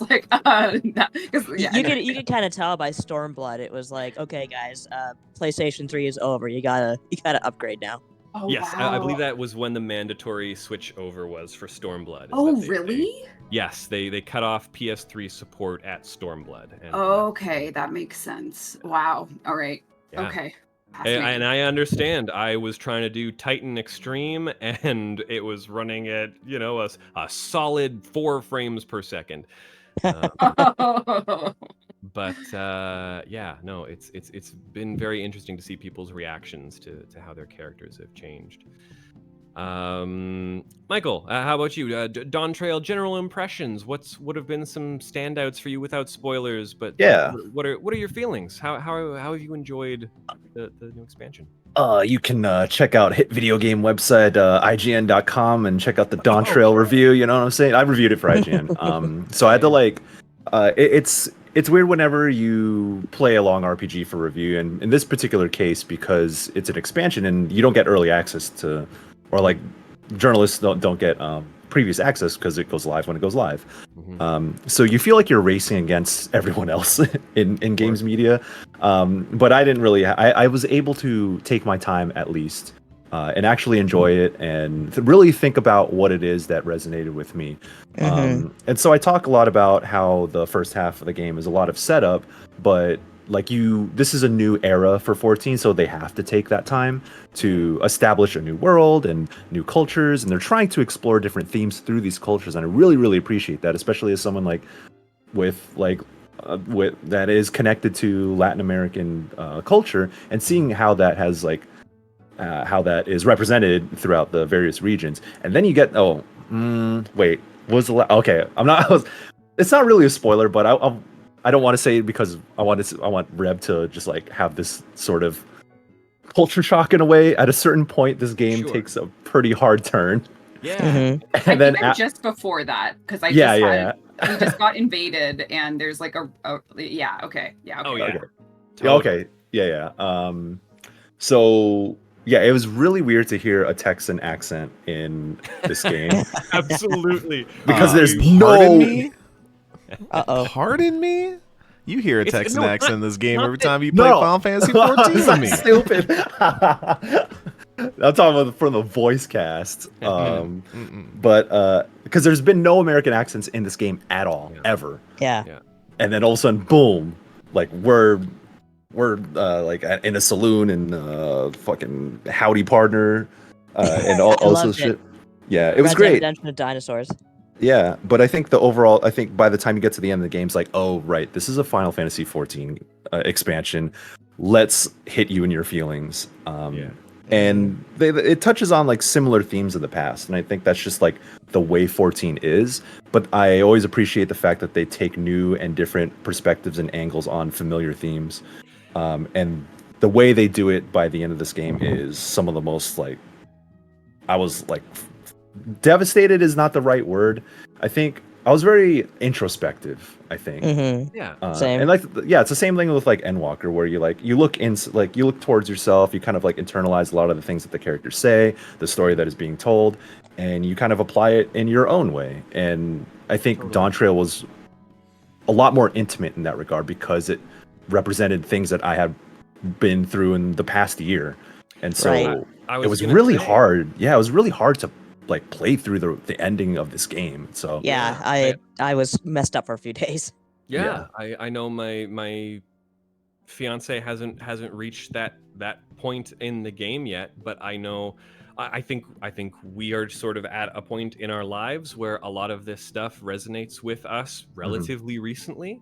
And I think the fact that they managed to do that in sort of these final chunks of Dawn Trail is really powerful, and I think they do a good job of taking some pretty lofty concepts and some real hard high concept sci-fi elements and showing you why those things can resonate with everybody. Yeah, absolutely. Yeah. Is there anything else either of you want to say about either your experience with Dawn Trail, in interactions with people around Dawn Trail, what you're looking forward to with coming patches, anything like that? Emmett Selk is the best. Never forget. Remember that he lived. That's right. What else? Only there was some axiom about keeping him in mind. Yeah. If only. Nothing really. No, I don't think there's anything. Yeah. No. They didn't write anything into the script of that nature. Unfortunately, the community sent it.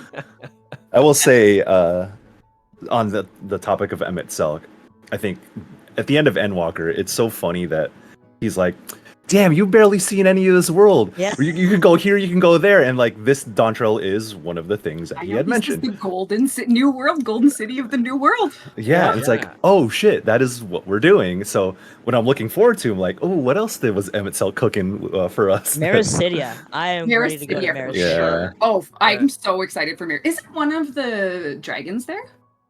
Tiamat and Bahamut are from there. Yeah. Oh, I want to go. Is that the land of the Catboys too?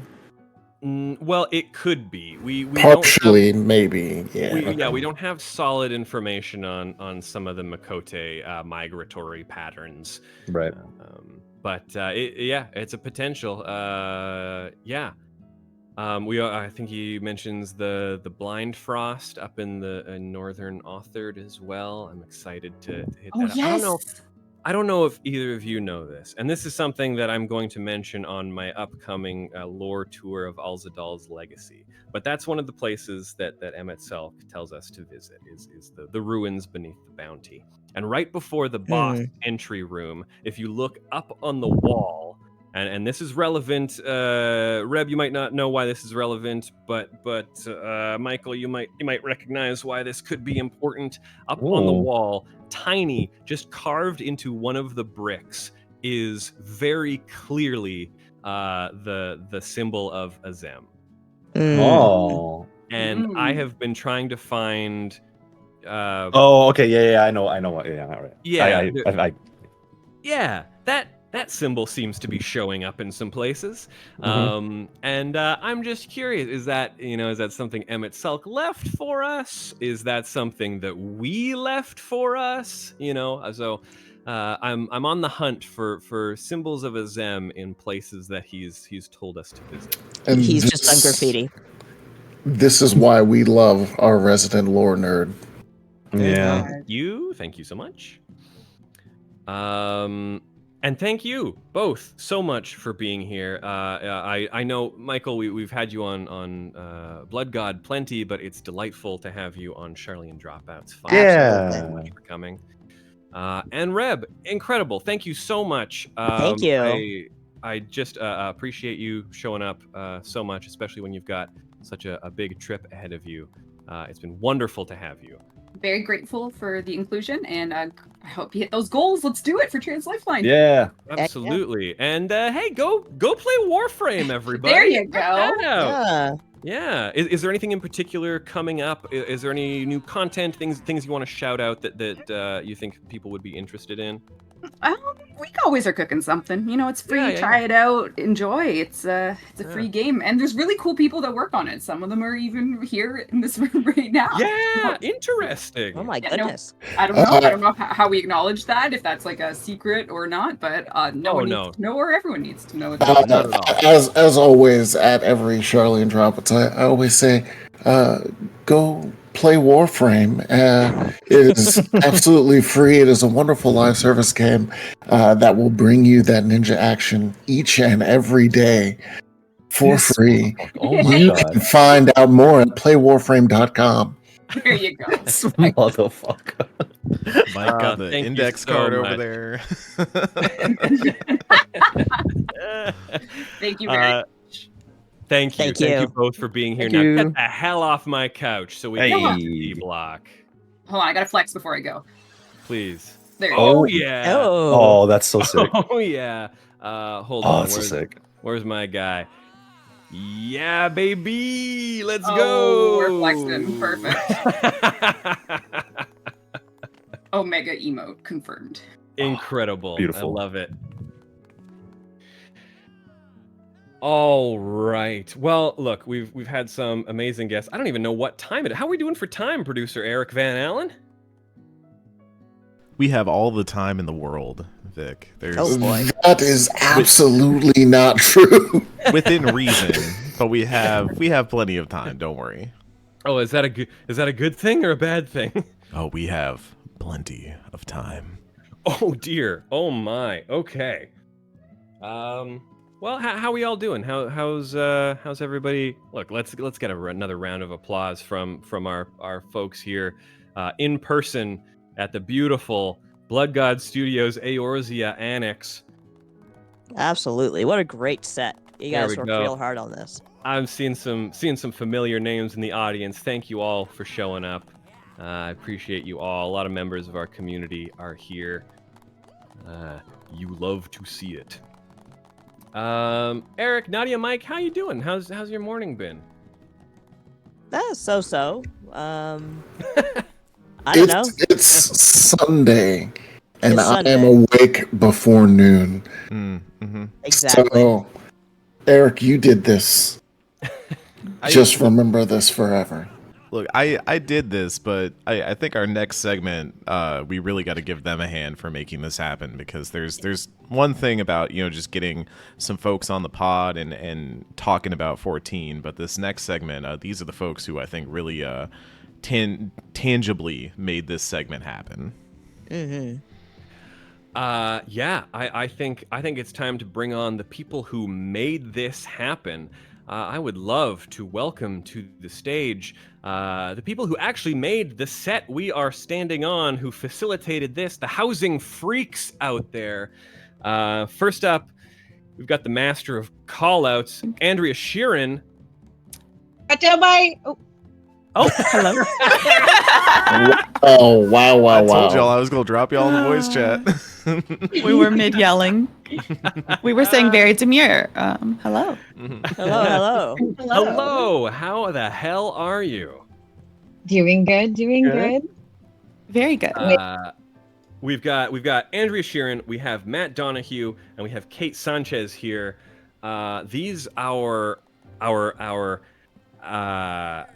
our crafters, our gatherers, our housing enthusiasts who have made this all happen, who've invested their blood, sweat, and tears in this beautiful set.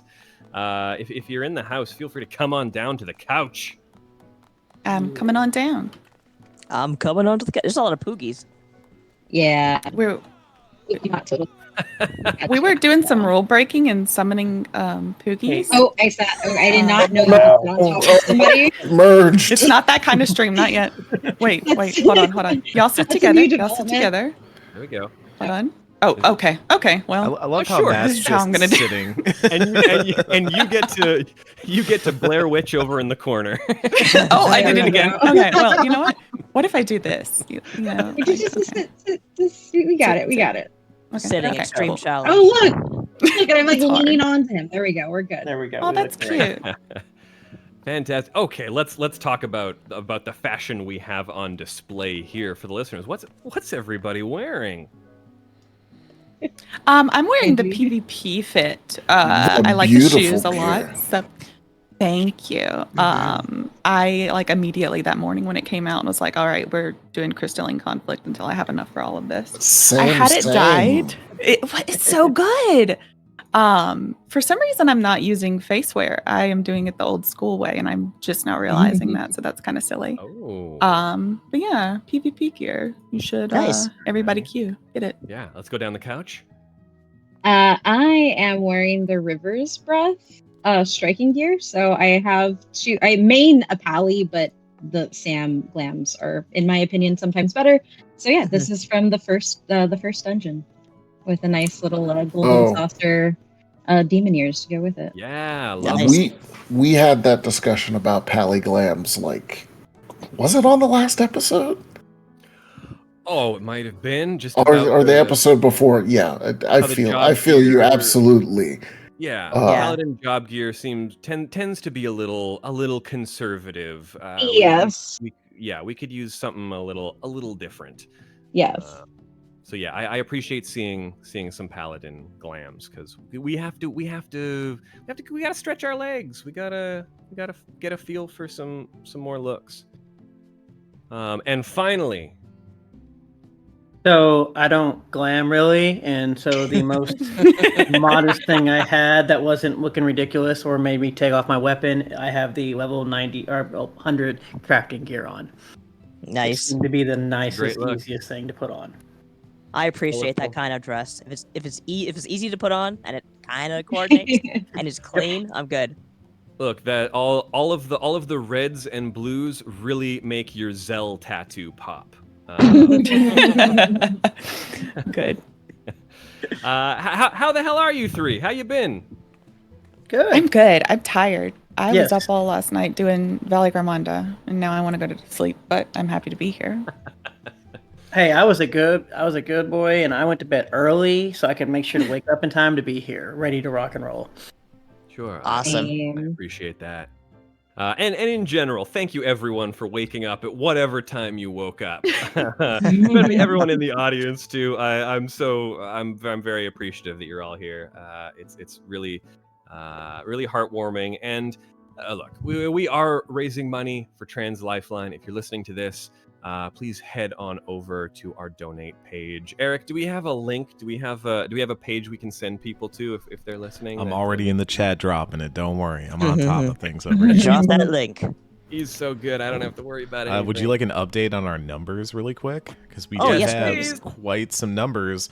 We are at $8,889.81 raised for Trans Lifeline so far. We are inching ever closer to that 10K mark thanks to several generous donations, including a $500 donation from one Rebb. I assume that's our Rebb Ford pal out there in the audience. Blackthorn42 gave 100. Anonymous gave 50. We got a ton of folks giving a ton of cash. So thank you all so much for being so generous for such a good cause. That's that's a good chunk of change for this segment. I appreciate that. We've had some amazing guests on here today, and I appreciate people chipping in for a really fun segment, and a lot of work went into this build. So I'd love to ask the people who made it, what is your housing passion? How did this come to be? What is your background with experimenting with this sort of thing? Are you housing freaks or are you casual enjoyers? How deep does this rabbit? So I'm gonna go first to get this out of the way because I know the other two are gonna talk a lot. All I do is I listen to the person to the right of me yell at me to build things, and then I build and hand it off. And then if I find something, I put it in the house and say I left you gifts, and I leave. So that is where I go. Good system. I like that system. It truly encapsulates the beauty of the symbiotic sort of economy of Final Fantasy XIV. I would say. Look, things are working as intended. If that's the case, that's what our crafters and gatherers are for, really. Yeah, I do not craft or gather because I married a crafter and a gatherer who is not a crafter, so I don't got to worry about that. But I am fairly, I mean, I don't want to say pretty new, but like I blow up my house probably once every couple of months because I got bored with it and I redo it. And sometimes I blow it all up just to put it back the exact same way with like a different counter. Yeah, I think like the housing system, like as hard as it is to get a house, there's a lot of creativity that goes into making elements of the house. I think especially using like the old school glitches and pieces.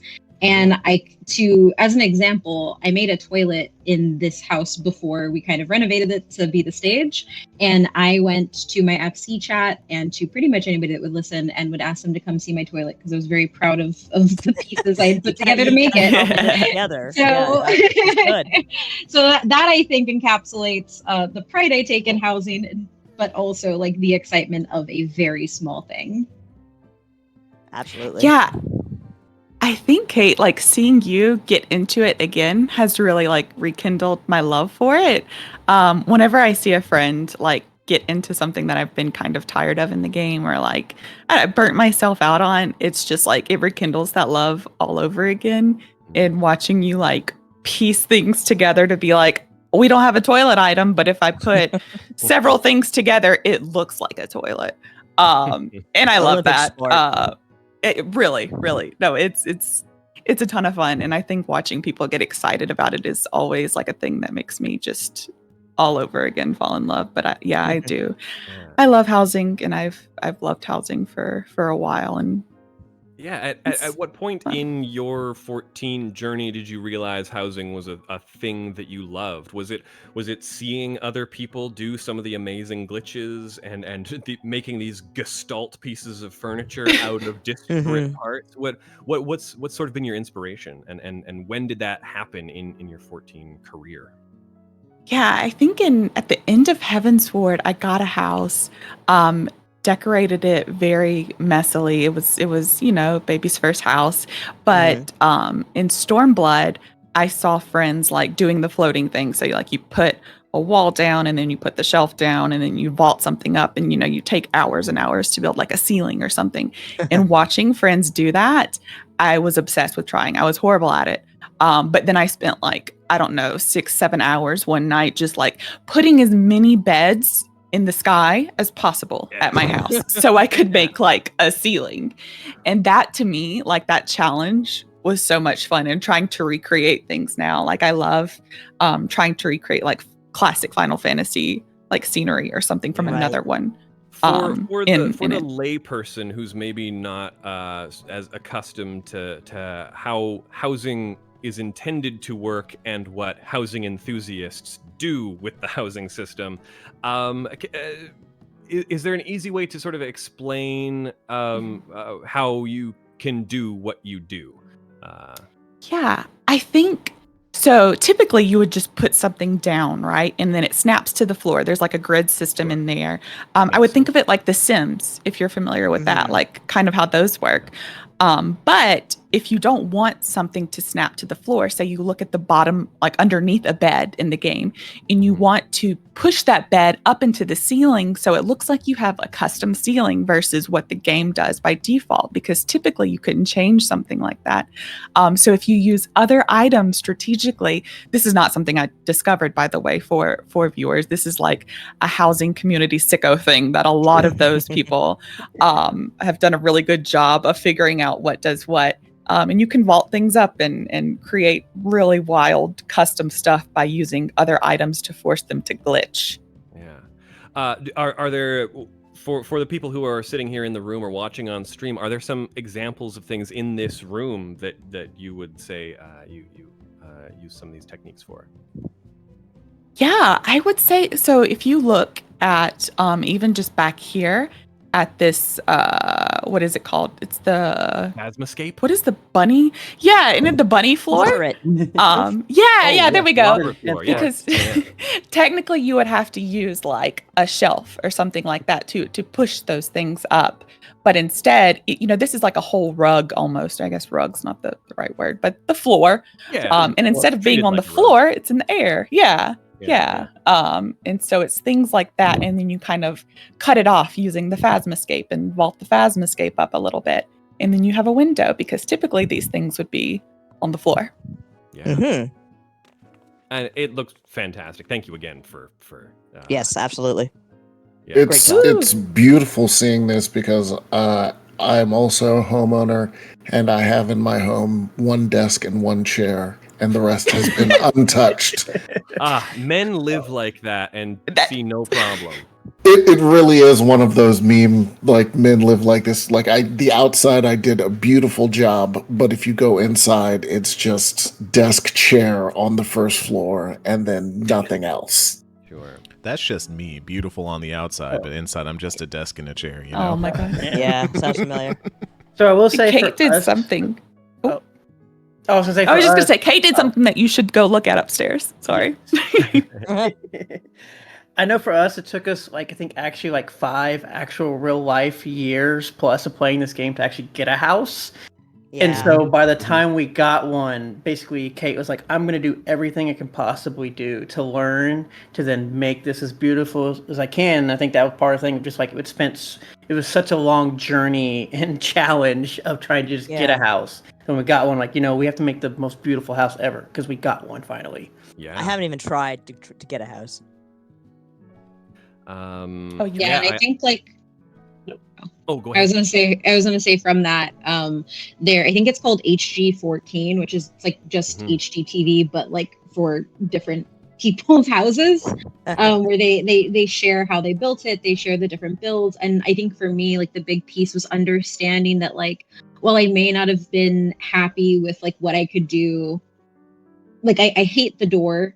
The main door where you come in and out normally, and the way all of the exterior housing makes everything look on the inside. So learning how to do flat walls and learning how to use a window in the space where a door would normally be to get the aesthetic that I wanted, it was really just understanding that the more time you put in and the more you're willing to be creative and play with things, you can really build anything that you want. And if you don't know where to start, you can always look up build a toilet in Final Fantasy XIV. And then you'll get the base pieces. I think it's a cabinet, a stool, and a chair. And then you can go through all the different versions of that to find one that fits the aesthetic that your house is. And I think that never be afraid to type that question in because somebody has probably made it already, but it doesn't mean that you can't make it your own when you also build it. Right, of course. In sort of the same way that Rebb and Michael have the sort of feedback loop, the dovetailing of real world fashion into their in-game fashion. Are any of you fans of interior decoration in general? Do you have inspirations? Do you have things in game that you've thought, I would love to do that in real life? What do you how do you treat your real world space in ways that are similar to how you treat your digital space? I have a garden in both, and that's about the extent. What are you growing in that, baby? What are you growing in there? What do we have? Well, we've been hot this year, so we lost some few things trying to keep them alive with all the traveling. But we got some lemons, some strawberries. We have some chase trees and some other nice little flowers and some sages that we kind of keep around the house. Yeah, you're growing strawberries down there. Yeah. Ooh, okay, cool. I got next weekend's plans set then. Keep the door I feel unlocked. that. I've got some limited square footage on my deck, but I always like to have a little garden where I go. I got some mint, I got some tomatoes, I got my raspberries. I think having a garden is a very. My apartment faces north, so I can't grow much. You can get some herbs. Get some herbs. You can grow those in the kitchen.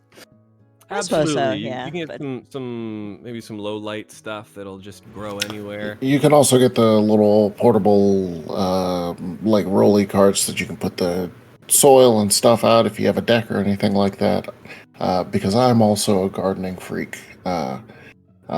Much like my in-game, my exterior has the nice, beautiful garden, and my inside is boring. This is how I also live in the real world. My house is boring. There's nothing on my walls, but outside, I'll go out there and weed and garden and grow stuff. That's of serial killer doorman. behavior, Mike. That's serial killer behavior. Wow. Wait a minute. Damn. If Gardner's that's a serial serial killer- killer behavior, lock me up, all right? That's when Rose goes into Raiden's room in Metal Gear Solid 2 and sees that he has just a bed and a lamp. And she weeps. She weeps. She weeps for his nakedness. What about the other two? How do you feel this sort of influences your day to day and vice versa?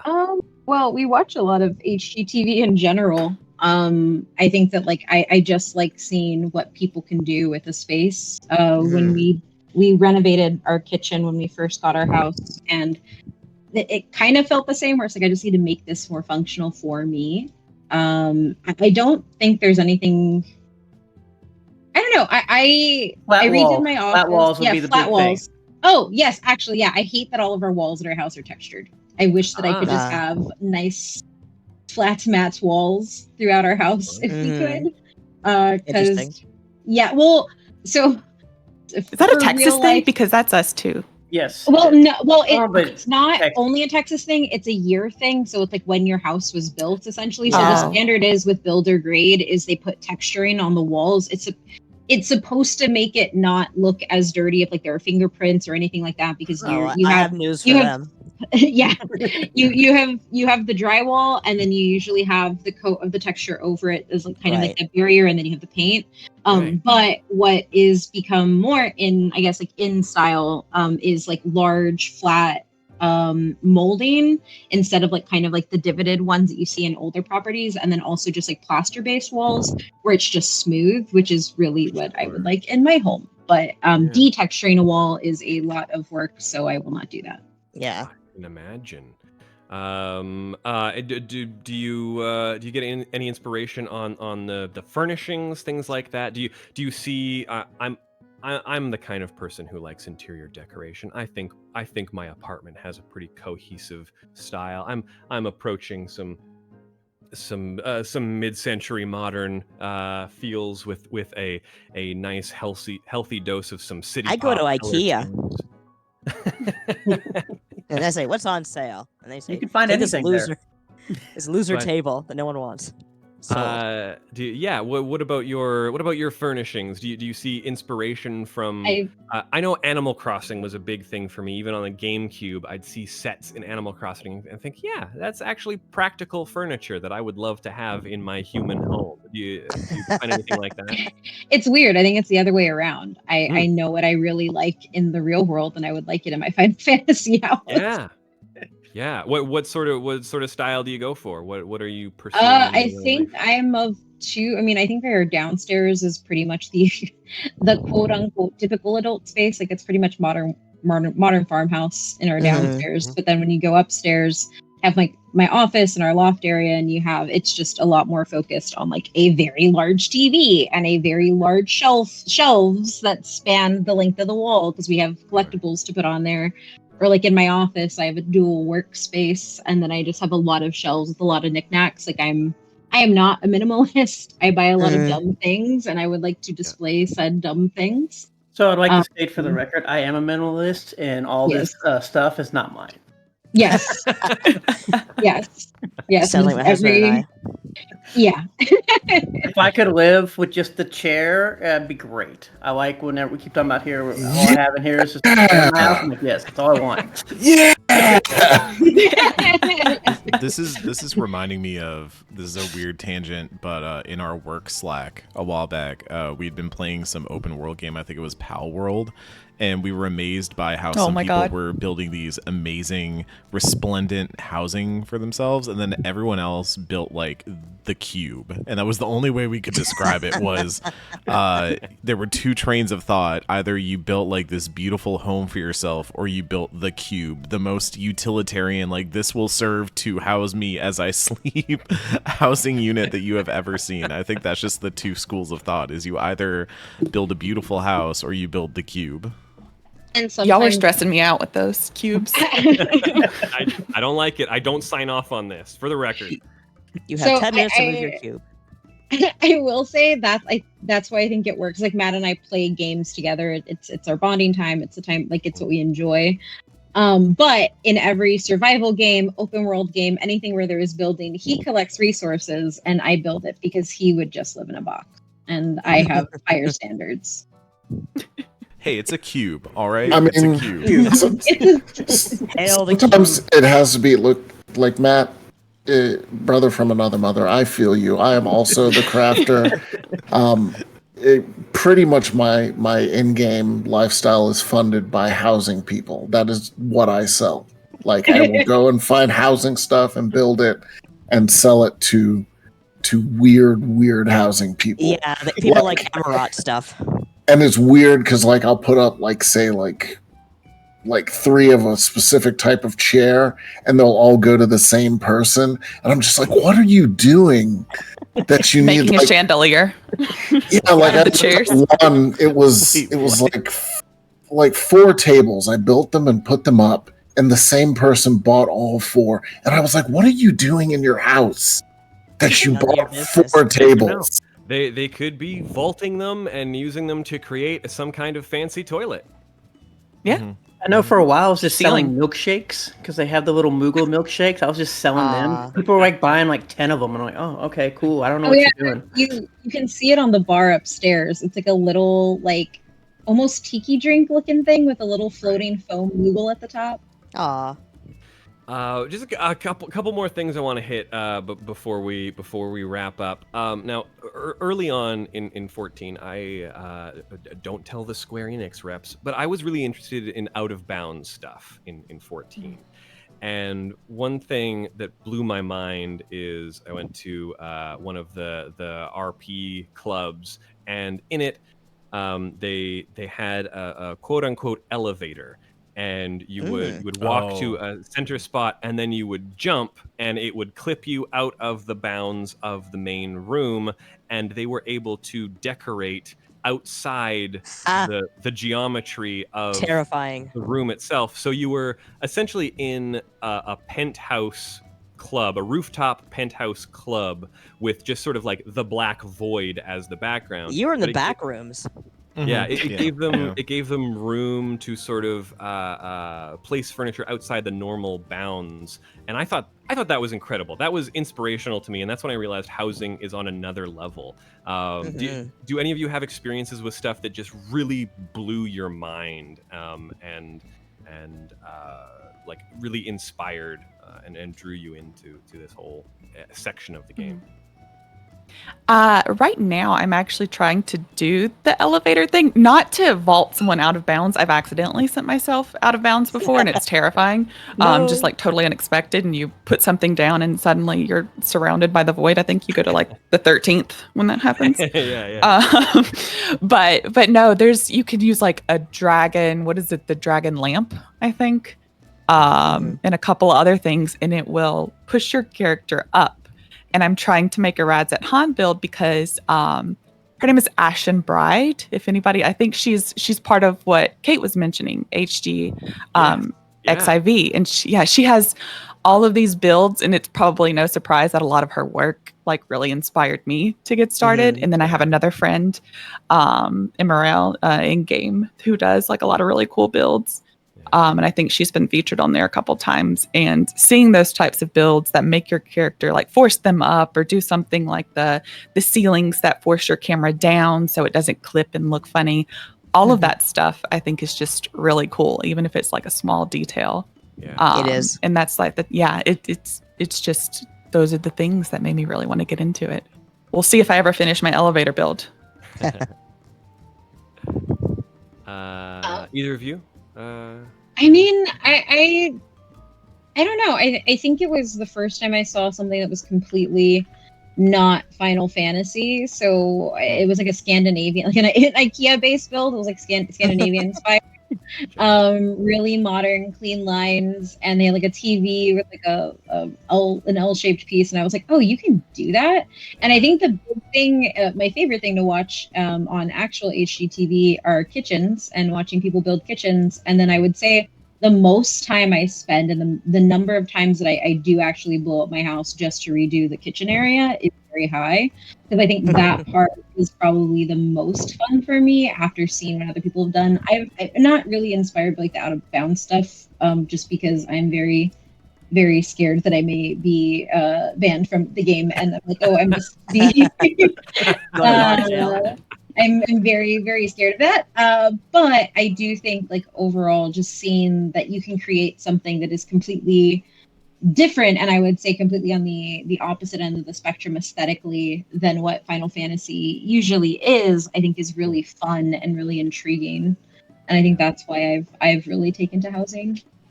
Yeah. If I can make an out of bounds cube, I would, but that's about it. You're not gonna get a cube. Cube. Oh my god. It's all right, Kate, bro. take away his rights from in here before I'll he let you come changes. over to my cube anytime. Yes. I have a GameCube.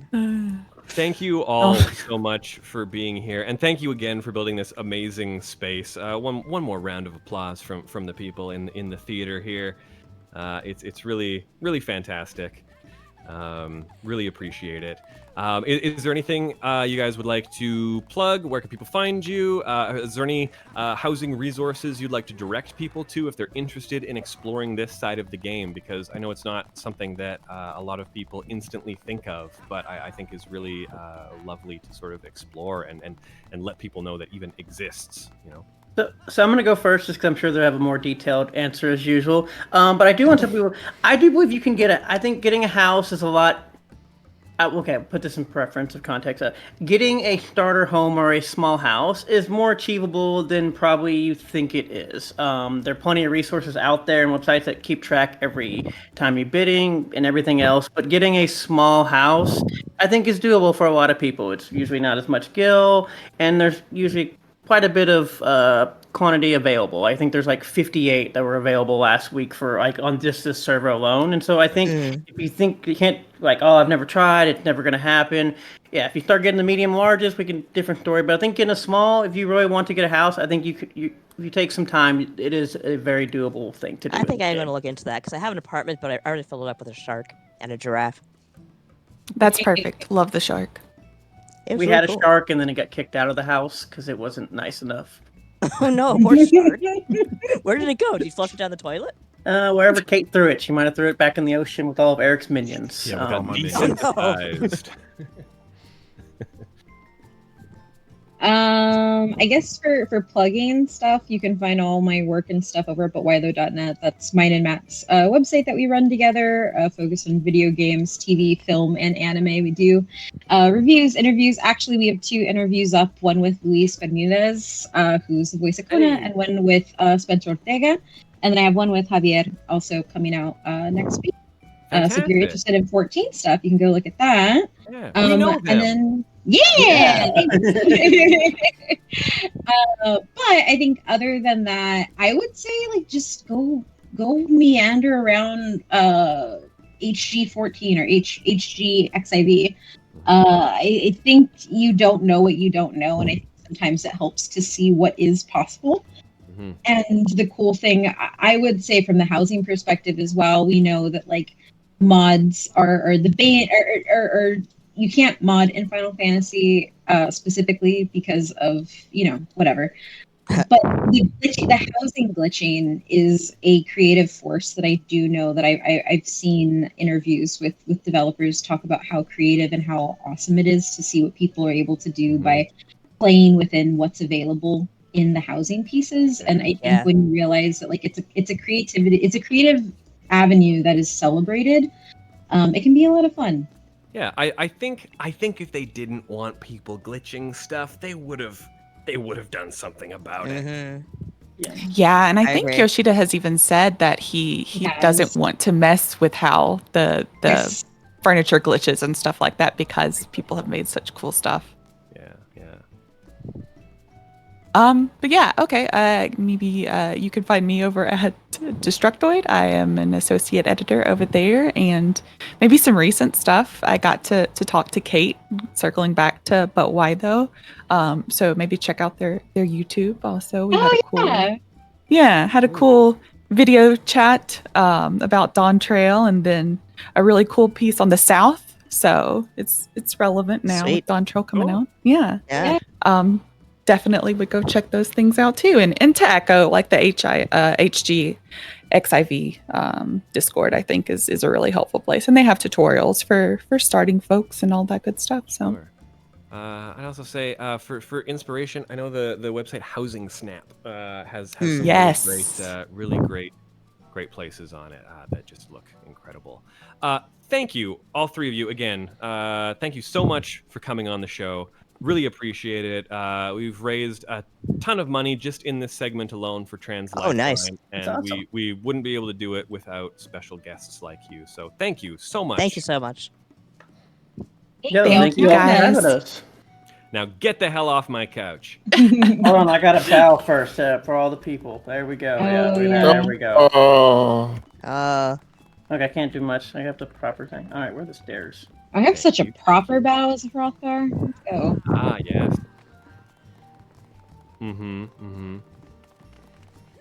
Thank you, everyone, for coming out today. Thank you for my co-hosts, Nadia and Mike, for being here. Thank you again to our incredible director, producer, cameraman, PA. He's wearing a lot of hats during this live stream, and he really came through for the Sharlayan Dropouts rep, and I appreciate it immensely. So everyone give a big round of applause for Eric Van Allen, Oscar Mizuki. We appreciate you a whole bunch, and thank you, everyone. I see you all in the audience. I won't forget this. I am indebted to you for your support. That's just my lot in life. Love you all. Thank you so much for coming to this incredible, unprecedented event, our live show from in-game.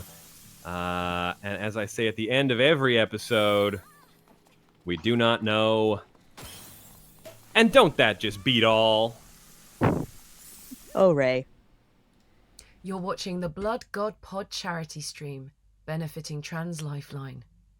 Donate and become the best of the best of the best.